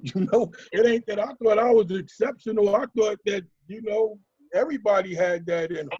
And the reason that is, Brother Charles, is because it's hard for most people to go beyond their own view of the world through their own lens. So when you now get more exposure, you start to look at this from different lenses, and now that's what it's all about. And I'll close out, and I don't think Tyra will mind me bringing this to light because this is the part of her life that connects to this movie through the father and son. Brother Charles, can you tell me the top 5 running backs in the NFL history, in your opinion? I could probably, I don't know, is Deion Sanders a running back? Well, let me ask you more specific. Roger Staubach. No, he's a running back. I can't mention none of them because I don't follow any sports like that. Okay, so you don't follow any sports. So that's a good one, brother Mike. That's a good one. All right, so check this out, Brother Tamani. You've heard of Eric Dickerson?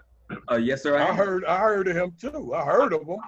Now he's one of the top 5 greatest running backs in the history of no doubt. The NFL. No doubt.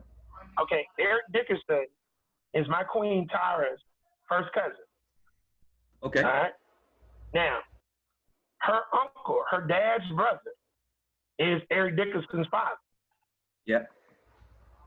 But he did not raise Eric Dickerson. Okay. And he didn't raise Eric Dickerson for the same reason that King T'Chaka chose to leave his nephew behind.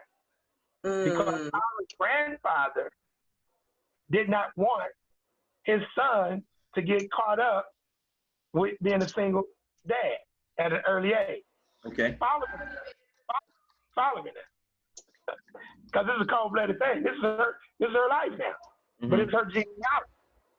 If you research Prairie View University, your institution, Brother T, my queen's father and his two brothers are the greatest football players to ever come through Prairie View. Okay. And you can pull up their names, Seals, S-E-A-L-S. Eric Dickerson's dad was a running back. Tyra's dad was a running back. And her was a running back. Yeah. I'm listening to you. Eric Dickerson was a running back. He made it to the NFL and became one of the top 5 greatest NFL football players in history. All right? That's perceived success. But he lacked the family structure from the father. And Tar will tell you, without getting too much into the details, his mother's side of the family raised him. And they drained him. But now, Eric and his father are reconnected because the father's still alive. And now they've never tried to make any petition to Eric because guess what? The father didn't raise him. But Eric's spirit is not hardened towards them. But if real talk is there, that had to be very difficult.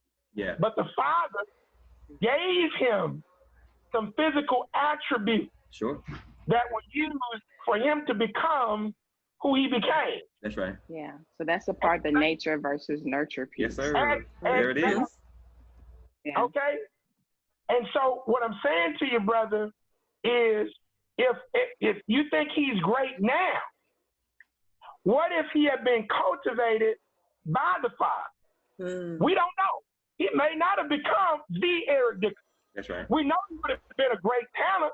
Why do we know that? Because Tyra's dad was a great talent, and both uncles were great talent. Right. But through the struggle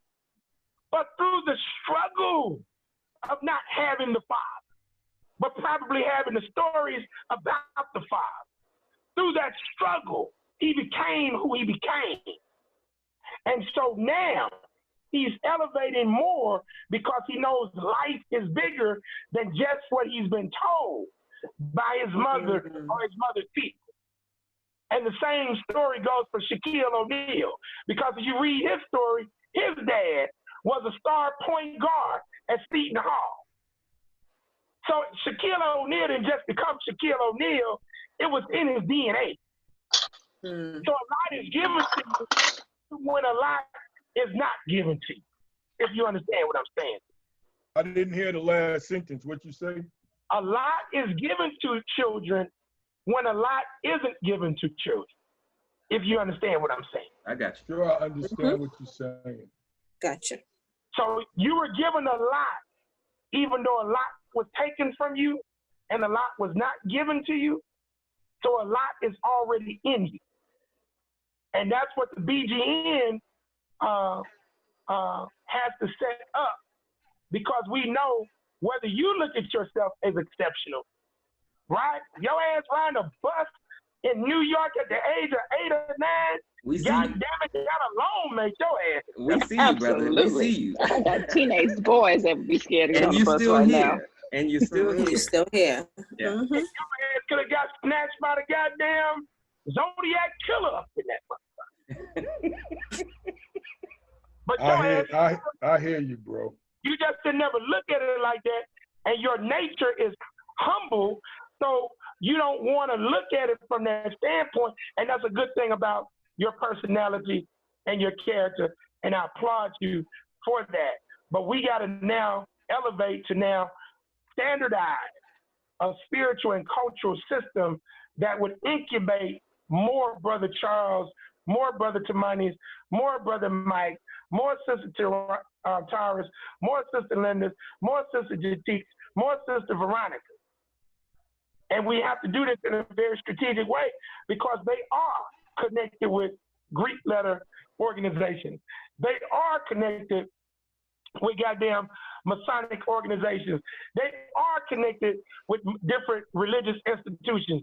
But guess what? If they ass want to help melanated people throughout the world, they are goddamn people. Yes, sir. Yeah, I totally agree with that. Every day, all day. And that's the point of the movie.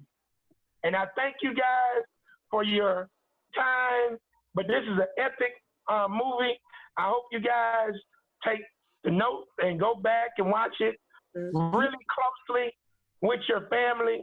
When I get back to Houston next weekend, me and Tyra are going to watch it again. And I'll give the next movie sometime this week. But I love the Black Panther.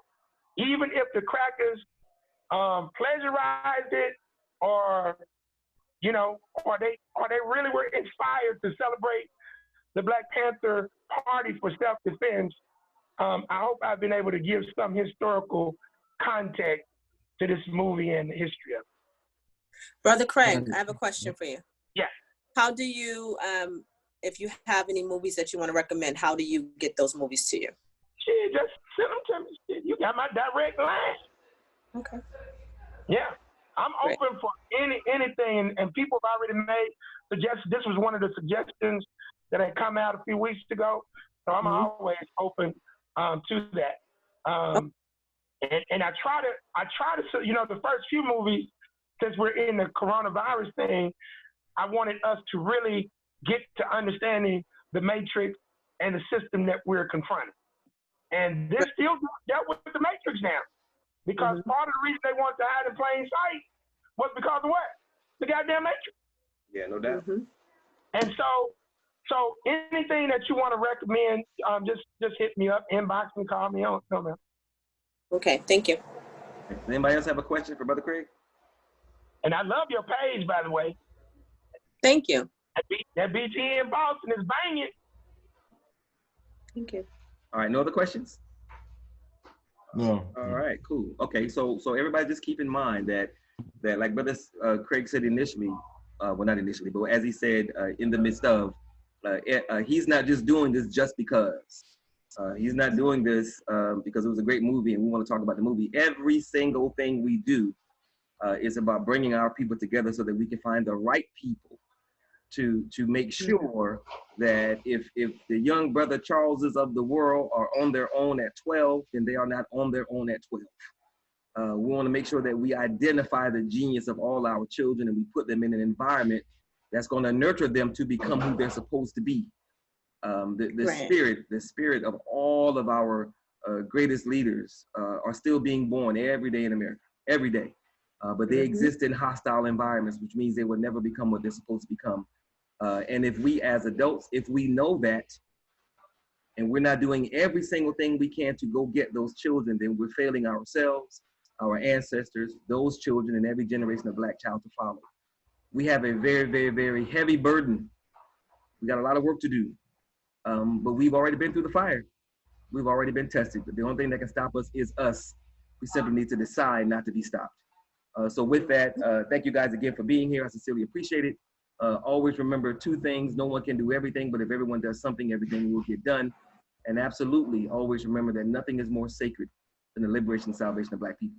So with that, you guys have a wonderful day. I'll be in touch. Y'all take care. Peace. Bye, everybody. Happy Memorial Day week. And no Negro better ever say this is a cracker celebration, because Memorial Day is actually Decorations Day, and it was started by Black people in Charleston, South Carolina, to honor our ancestors who gave their lives to fight for this fucked up ass system that we're in. All right. Y'all have a good one. Peace. Peace.